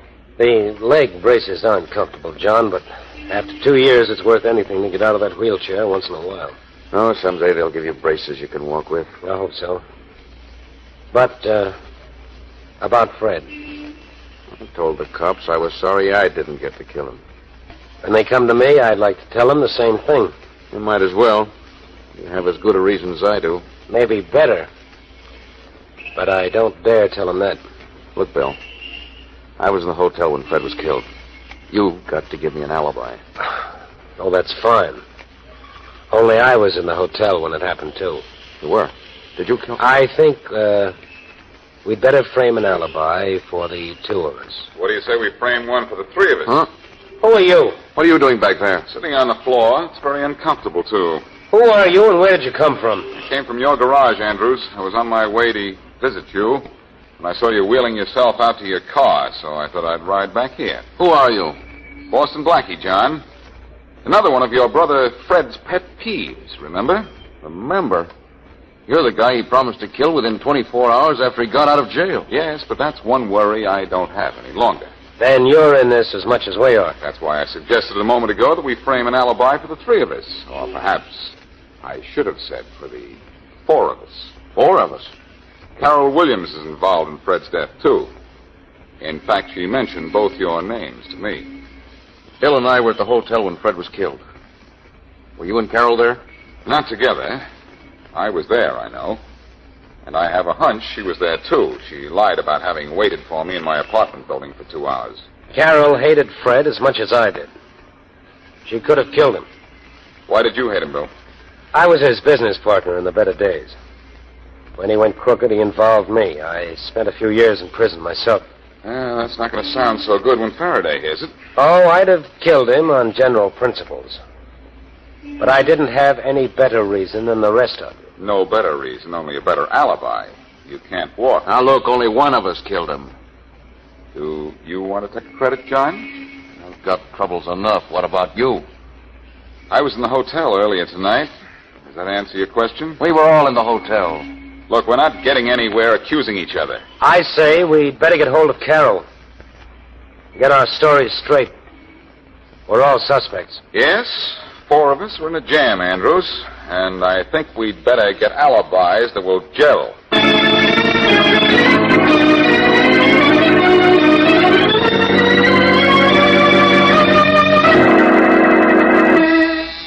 Coming. Morning, Blackie. Oh, hi, Jim. What'd I do, leave something in my car last night? No, I want to talk to you, Blackie. Oh, sure, come in. Thanks. What's the trouble? No trouble. Well, you wanted to talk to me. What about? Remember when you took your car out of my garage last night? There was something on your sleeve. So? So, I read in the papers today how Fred Arlen was found shot to death in his room at the Midland Hotel. There was blood on your sleeve last night, Blackie. And when a guy gets shot, he bleeds. So? So, you could have killed Fred Arlen. I could tell the police about what I saw on your sleeve last night. Yes? Yeah. But for dough, I could forget all about it. I'll take $50 on account. It's $50, or do I go to the cops? Now look, Blackie, it's... Hey, now wait. Now look, don't get sore. Now, look now, Blackie, I didn't mean anything. Honest, I didn't. Blackie, what are you going to do? Blackie, what are you going to do? What can I do, Jim? Except pay you the $50.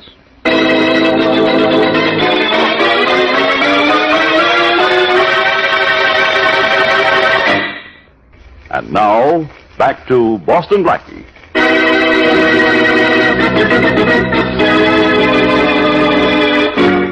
4 people could have murdered Fred Arlen. 4 people had a good reason to wish him dead. These same 4 people might have been in the hotel at the time Fred Arlen was killed.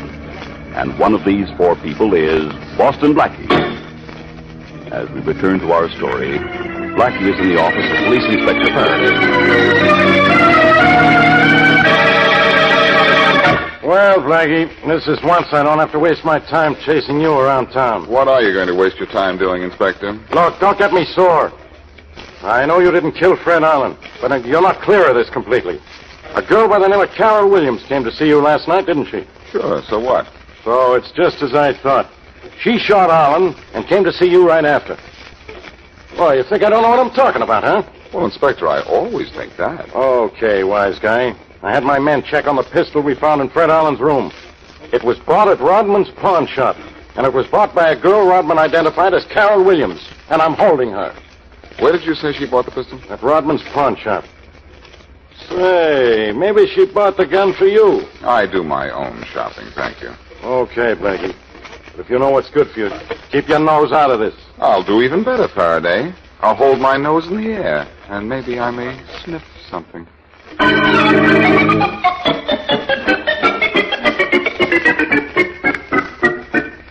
Are you Rodman? Yeah. I'd like to ask you a couple of questions. Now, look, are you a cop? What does it matter? Well, it matters a lot. I don't like cops. They interfere with my business, and I don't like cops' questions. They get me all mixed up. Will it help if I tell you I'm Boston Blackie? Will it help? Oh, look, Blackie, what do you want? The store's yours? Well, I don't want your store, thanks. Just a little information. Did you identify the girl who bought the gun that killed Fred Arlen? Well, I hated to, Blackie, but, well, yes, I did. But there's something I didn't tell the police.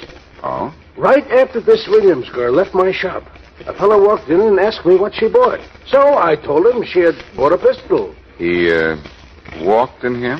Well, yeah, of course he walked in. That's a natural way for a man to come in here, ain't it? Yes, Rodman, it is. And it makes the identity of Fred Arlen's killer a natural, too.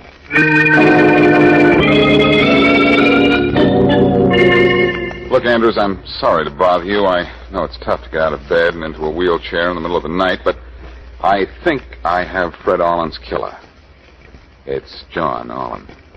John killed his own brother, Blackie? Carol bought the murder gun, but a man followed her into the Rodman pawn shop. This man walked into the shop. That means it wasn't you. Oh, it was John, all right. Well? Well, sometime later on, John stole the gun from Carol's apartment and killed his brother with it. It's that simple. Well, What is that I smell? Smoke? Say, I think you're right. It is smoke. Maybe we'd better investigate. I can't move this wheelchair of mine too fast. All right, I'll have it. Say, there it is, Andrews. The smoke's coming from under the door.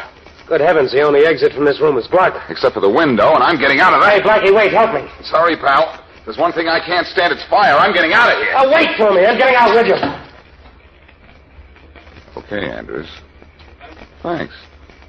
Thanks for what? You've just taken half a dozen very healthy steps.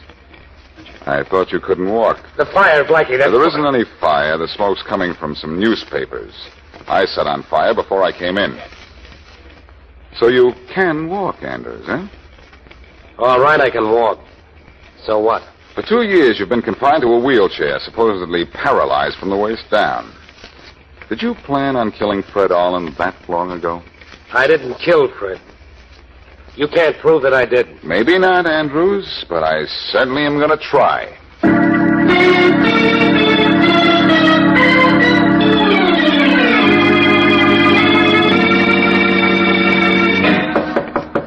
Yes? Telegram for John Arlen. All right, just a minute.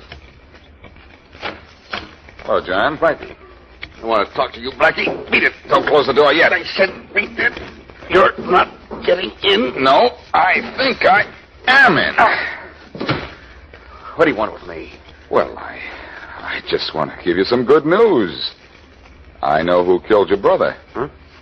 It was Bill Andrews. You're crazy. Bill can't even walk. I tricked him into getting out of his wheelchair, and he not only walked, he ran. I'm sure he killed your brother. But I have to have proof. Will you help me get it? I can't. Farraday says your brother was killed between 8:16 and 8:25 last night. Don't you know what you were doing at that time? Of course not. I wasn't paying any particular attention at the time. I had no importance then. Come in. Oh, I didn't know you had company, Arlen. Hello, Faraday. Blackie, what are you doing here? Bringing personal condolences to an old friend of mine. You stay out of this, Blackie. What brought you up here again, Inspector? More questions? No, Arlen, I just want to tell you I checked your story about being in the lobby when your brother was killed. You were there, all right? Oh, somebody saw me. Oh, that's good. Yeah, at 8:17, exactly. You asked the desk clerk about changing your room. Then you bought a paper. And you sat down there for, well, a good half hour. And you'd been in the lobby for some time before 8:17, too. Pretty good checking, Inspector. But how does that prove John didn't kill his brother? Well, at 8:16, Fred called room service and asked for a sandwich. He was alive then. At 8:25, the waiter went into his room and found him dead. So Fred Arlen was killed sometime between 8:16 and 8:25 last night. Faraday, you're wonderful. I do all right when you're not around, Blackie. Then I'm clear, Inspector? Oh, I never thought you were guilty, son. In spite of the crazy story Carol Williams has been trying to feed me. What crazy story? Well, she admits she bought the murder gun, all right. But she says you followed her from Rodman's pawn shop and stole the gun out of her apartment. Her apartment? I've never seen it. In fact, I've never been on Davis Lane in all my life. Well, never mind, son. I know you're in the clear. You can come and go as you please now. Well, thank you. Well, John, now that you're cleared, you have only one thing to worry about. Yeah, Blackie? What? Faraday thinks you're innocent. And Faraday invariably bats 1,000% wrong.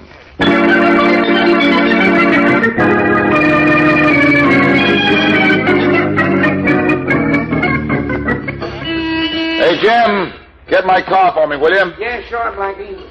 I don't know why I let you drive me downtown when I can ride in any squad car in town. Maybe it's because you like my company, Faraday. Keep thinking that. At least it's one thing I know you're wrong about. You're improving, Faraday. Hey, Jim, get my car, will you? I want to talk to you a minute, Blackie. Oh, excuse me, Faraday. Well, hurry it up, will you? I haven't got all day. What do you want, Jim?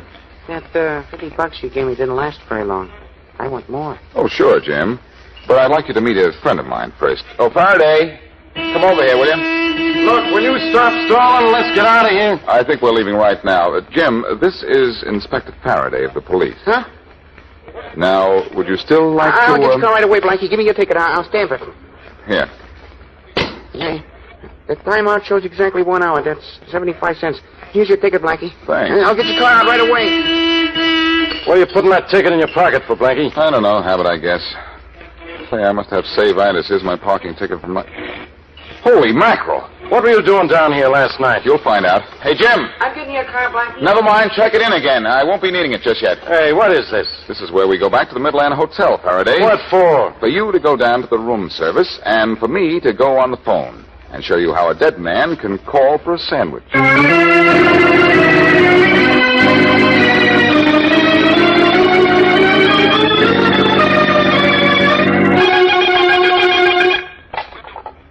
Yes?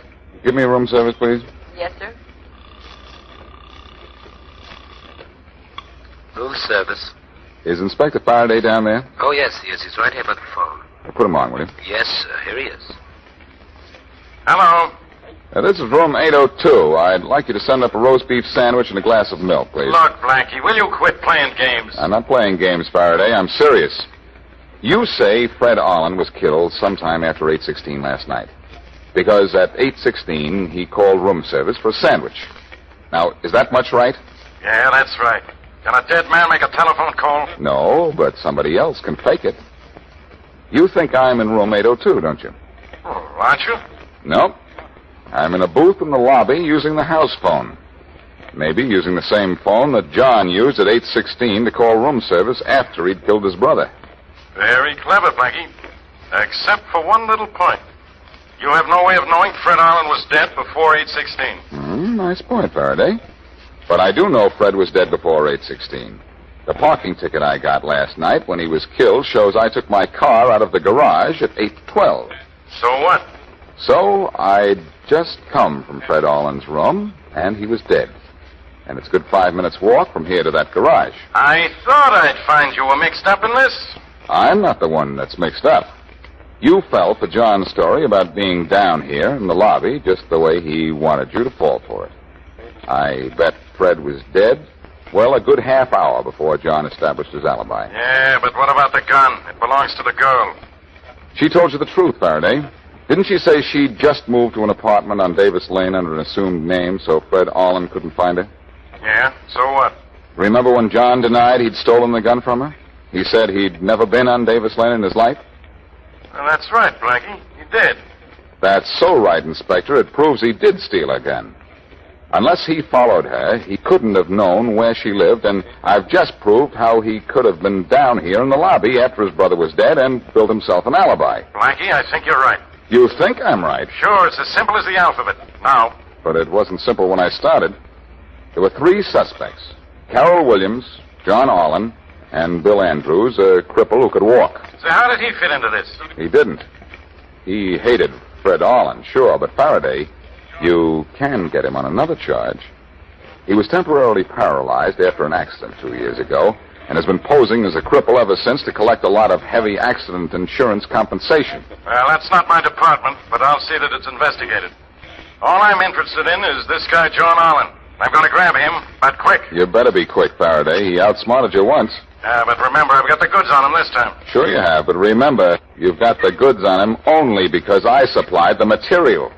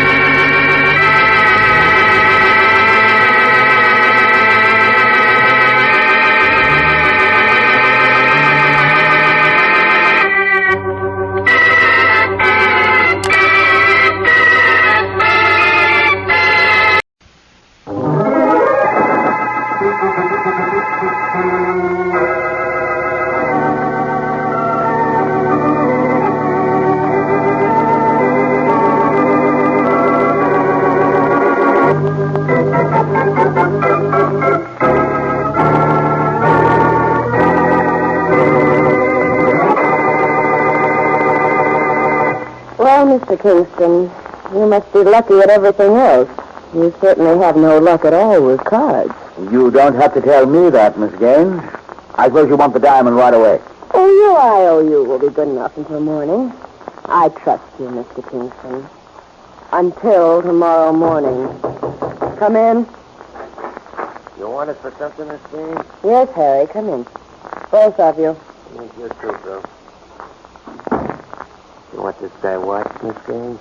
Definitely. Neither you nor Bill is to let him out of your sight. One of you stays with him all the time. He just lost the Westfield diamond to me, boys, and he doesn't have it with him. Now, look here. There's no need to have these men guard me until morning, Miss Gaines. I can get the Westfield diamond for you tonight. Can you? I left it with Boston Blackie this afternoon for safekeeping. I can get it from him tonight, right away, in fact. Why, that's splendid. But there's no real rush, Mr. Kingston. Suppose you go out into the dining room and have dinner. Anything you want. It's on the house. It'll still be an awfully expensive meal, but thank you. Then later tonight, Harry and Bill will go with you to get the diamond from your friend Blackie. If you'll excuse me now, Mr. Kingston, I have to go out and see how the gaming tables are doing. I'll see you later. Of course. Harry, you or Bill stay with him during dinner. Sure, nobody likes to eat alone. Well, you lost the Westfield diamond, Mr. Kingston, but you haven't lost your appetite, have you? No, I don't think so. Okay, come on, let's eat. All right. Coming, Bill? Yeah, as soon as I make a phone call. All right. What'll we begin with, Kingston? Jerry's phone call? All right.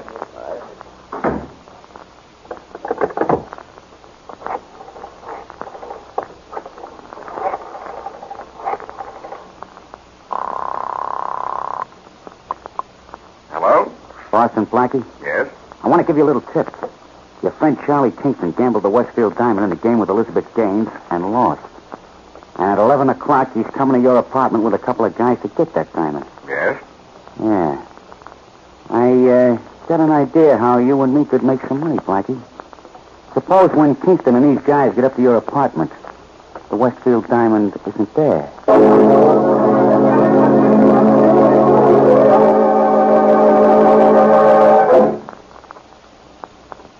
And now, meet Dick Calmer as Boston Blackie, enemy to those who make him an enemy, friend to those who have no friend.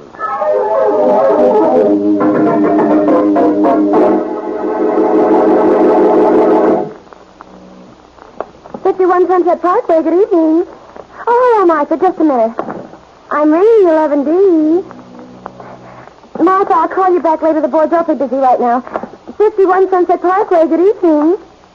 Oh, they're out just now. You're welcome. Oh, is something I can do for you, sir? Yeah. Boston Blackie in? No, he isn't. Where is he, you know? Why, he went out just a few minutes ago to mail a letter. Thanks. That's all I wanted to know.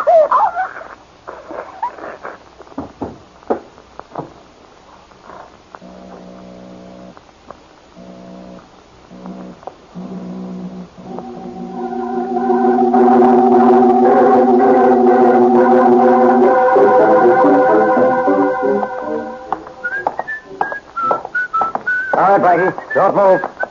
Well, Inspector Faraday. I'm well. But when I get through with you, Blackie, you're not going to be. You live here, don't you? I confess. Arrest me. I do live here. Don't be smart. Look over there at that switchboard. Huh? Hey, what's the matter with Suzanne? The same thing that's the matter with any corpse. She's dead. Stabbed right through the heart. And the elevator man says you were the last person he saw talking to her. Now, maybe you know something. Maybe you don't. But you're going up to your apartment and stay there till I clear up this murder. You mean I'm not to get out of this building for 10 or 20 years? Look, no jokes, wise guy. And no trick escapes either. I've got cops scanning every exit. So don't get restless and do any walking. If I do any walking, Faraday, it'll be in my sleep. I've got a bad cold and I'm going to bed.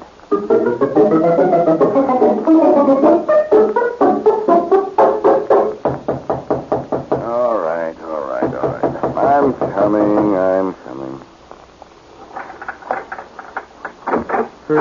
Hello, Blackie. Hello, Charlie. What time is it? It's not late, about a half hour to midnight. Sorry to bother you. Oh, that's okay. Come on in. Police still downstairs? Yes, but I don't care about the police. I want that stuff of mine you put in your safe. Oh, sure.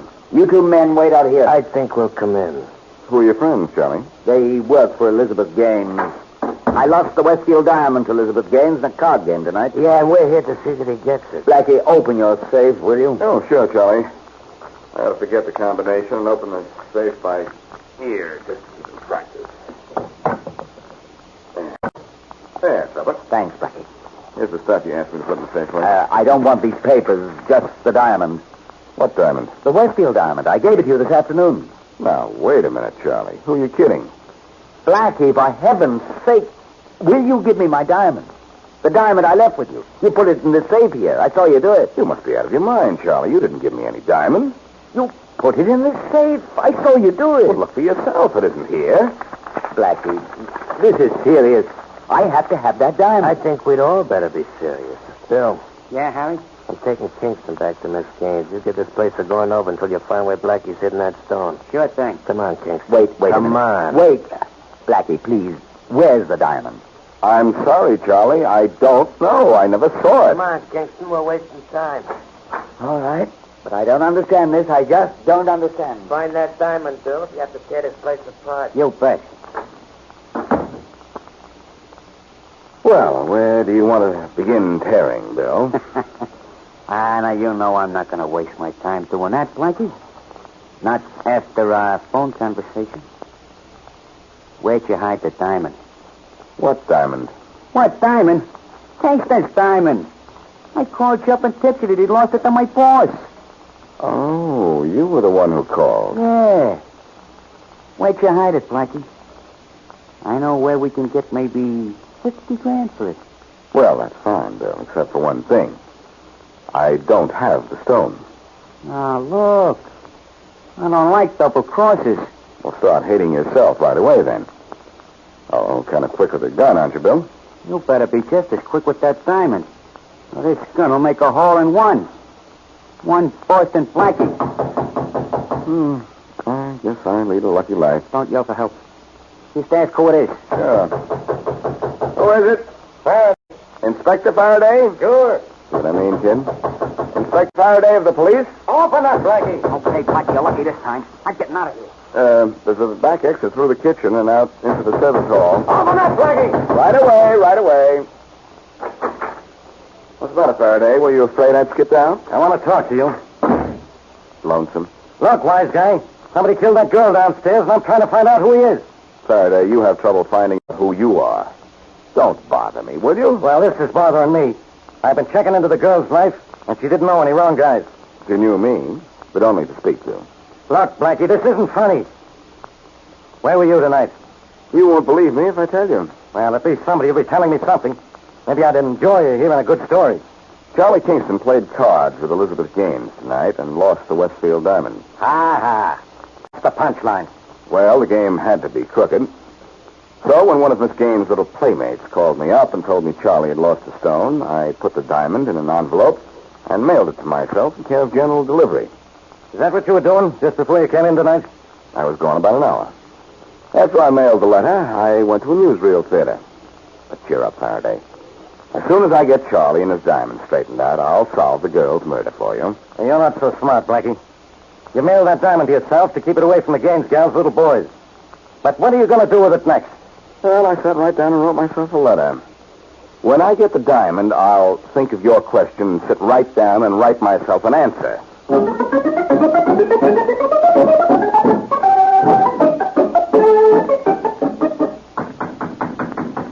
Yes, come in.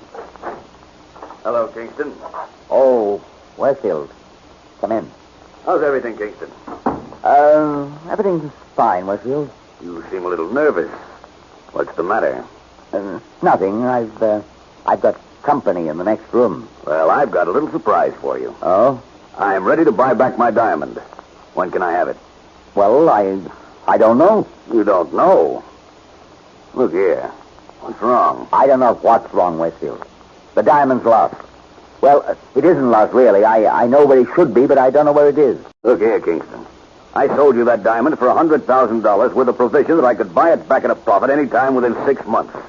We made that a written agreement. Well, A woman named Elizabeth Gaines owns it now. How can she own it? You had no right to sell it to anyone until my option ran out. She understands about the option that you have on it, Westfield. You can buy it back from her under the same arrangement. A woman named Elizabeth Gaines owns my diamond now. Yes, but it won't be any good to see her, Westfield. She doesn't have it. She doesn't have it either? Look here, Kingston, what's going on? I don't know. Well, I do. You're trying to hold out on me. That diamond is rightfully mine, and I won't stop at anything to get it back.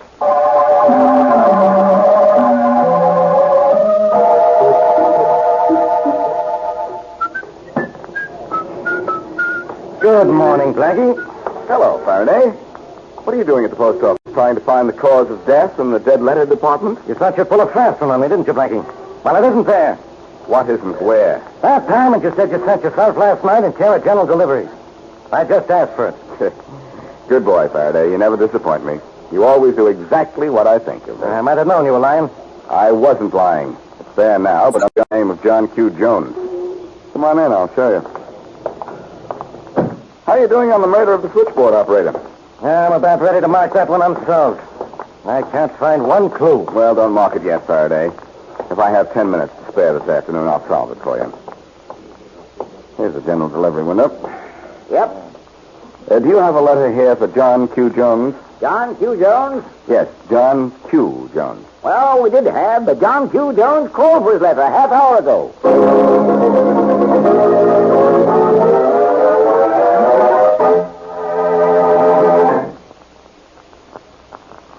And now back to Boston Blackie.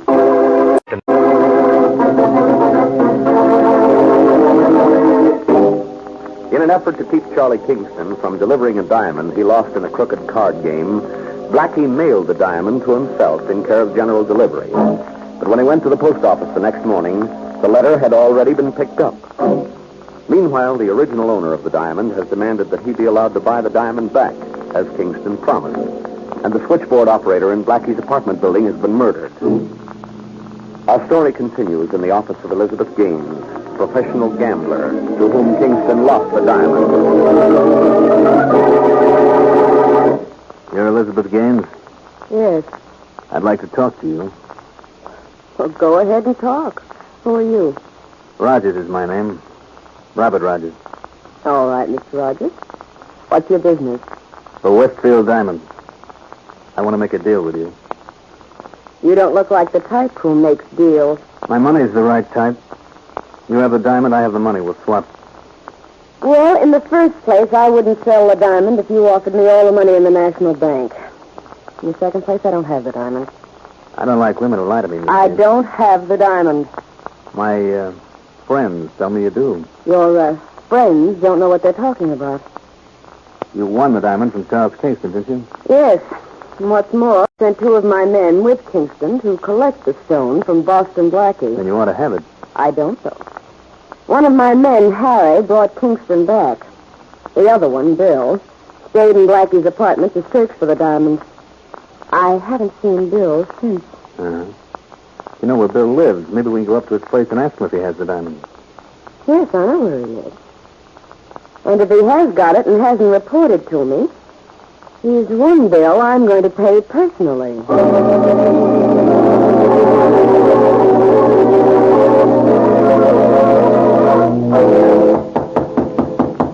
You sure this is his room, Miss Gaines? I keep track of my men, Rogers. They've lived here for 2 years. Maybe he's asleep. Or skipped with the diamond. Let's try the door. Well, there's Bill. Just as dead as he was when I saw him a couple of hours ago. You knew he was dead when you brought me up here. That's right. I followed him all over town today.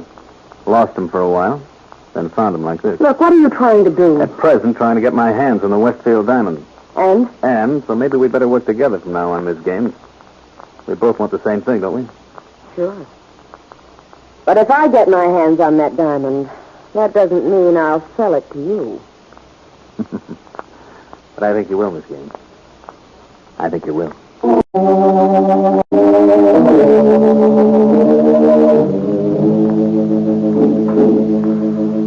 Now, where's that diamond? Not here. Blackie's hidden it in his apartment somewhere. Uh-oh, somebody's coming. You behind the curtain. Looking for something? Yeah. Well, maybe I can help you. I live here. You're Boston Blackie, hmm? Don't move. I have a gun on you. So I see. Who are you? Name's Rogers. Robert Rogers. What are you looking for? The Westfield diamond? Oh, one of Elizabeth Gaines' little boys, huh? Don't move, Rogers. Don't worry. Look, maybe we'd better sit down and talk this over. You sit on the sofa there. I'll sit here on the desk. Okay. Now what? Now let's get to... Hey, what's this on my desk? Brand new blotter. Used once. Apparently, the blotted letter addressed to John Q. Jones, care of General Delivery. You know, I have a theory about that blotter. You have more than a theory, Rogers. You know exactly what it means. You knew what it meant when you were here last night to ransack my apartment. You know all about me, don't you? I know that you're working for Elizabeth Gaines. Last night you came up here to get the Westfield diamond. I wasn't here, but you found this blotter on my desk and guessed that I had mailed the diamond to myself. So far, not bad. But to make sure your theory was right, you slipped out the back way, walked around the front, into the lobby, and asked the switchboard operator where I was. And she said you'd gone to mail a letter. Which is all you needed to know. You killed the girl, and then this morning you beat me to the post office. That's great. Except I don't have the diamonds. You told me how it was stolen from you, and I think you're absolutely right. But I'm not the one who did it. If I were, I wouldn't be here looking for it now. Logical? Much too. Listen, I think... someone at the door. Just sit still. Come in. Boston Blackie here? Yes, I'm Boston Blackie. I'm John Westfield. Oh, Rogers. Hello, Mr. Westfield. You know this man, Mr. Westfield? Why, yes, he's a private detective. I hired him to find my diamond for me. Mr. Westfield is the original owner, Blackie. He sold it to your friend Kingston with an option to buy it back at a profit within 6 months. Kingston says he doesn't know where it is. You have it, don't you, Blackie? No, Westfield, I don't. You're telling the truth, Mr. Westfield. Well, I'm willing to pay $200,000 to get my diamonds back. That's a lot of money, but I guess the Westfield is a lot of diamonds. And I think I know who has it now for a lot of reasons.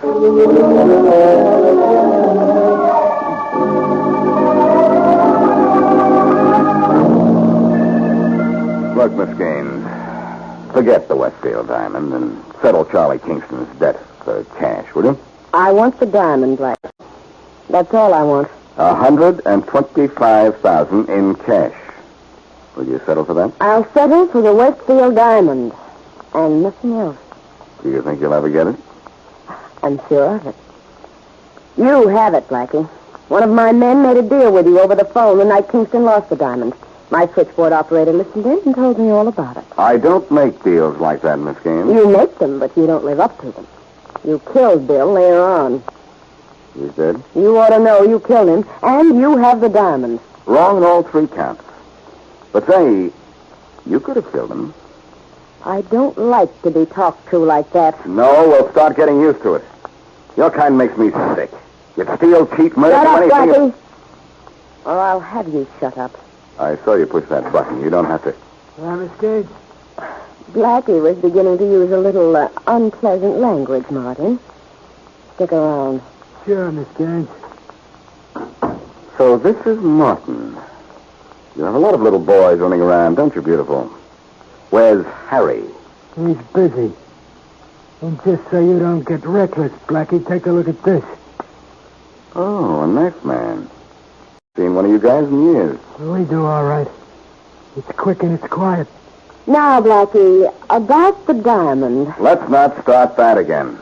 Will you settle Ollie's debt for cash? How much? $125,000. Make it $130,000 and it's a deal. All right. It's a deal then. Here's your money. Okay. But this doesn't mean I won't try to get the diamond, no matter where it is. I'm going to try to get my hands on it, too, beautiful. I could use it. What for? Well, a fellow named John Westfield owned the diamond originally. So what? So he's offering to buy it back for $200,000. If I could sell it to him, I could give Charlie back the money he's paying you and make a few bucks for myself. So you're going to give me a run for the diamond, are you? Whoever gets it first sells it to Westfield. I understand he's at the Victor Hotel. He'll buy it from anyone. And, no questions asked.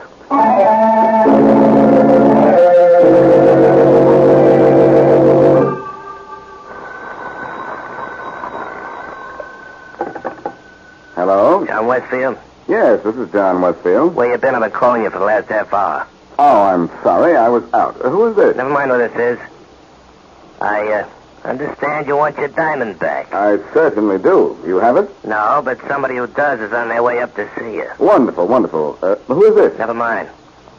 Just get up that $200,000 for that diamond and don't ask questions. Hello?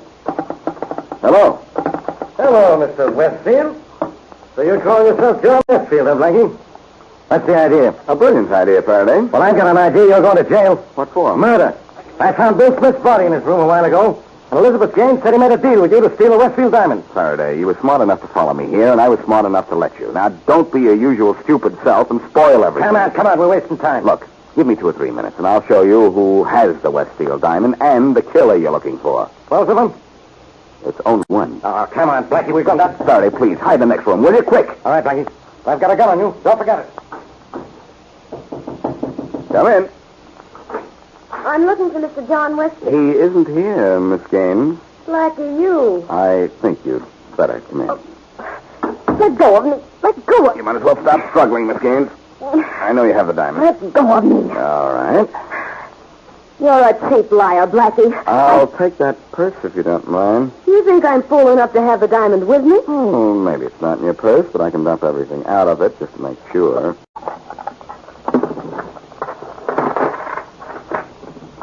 Found. One Westfield diamond. Give me my purse, Blackie. You aren't leaving, are you? Why? A little while ago, you gave me $130,000. You've got the diamond now. We're even. Not quite. How about the murder of that man Bill who worked and the killing of the switchboard operator in my apartment building? Martin Afton killed that girl, and on his own. I had nothing to do with it. Oh, the knife man, huh? Why did he kill him?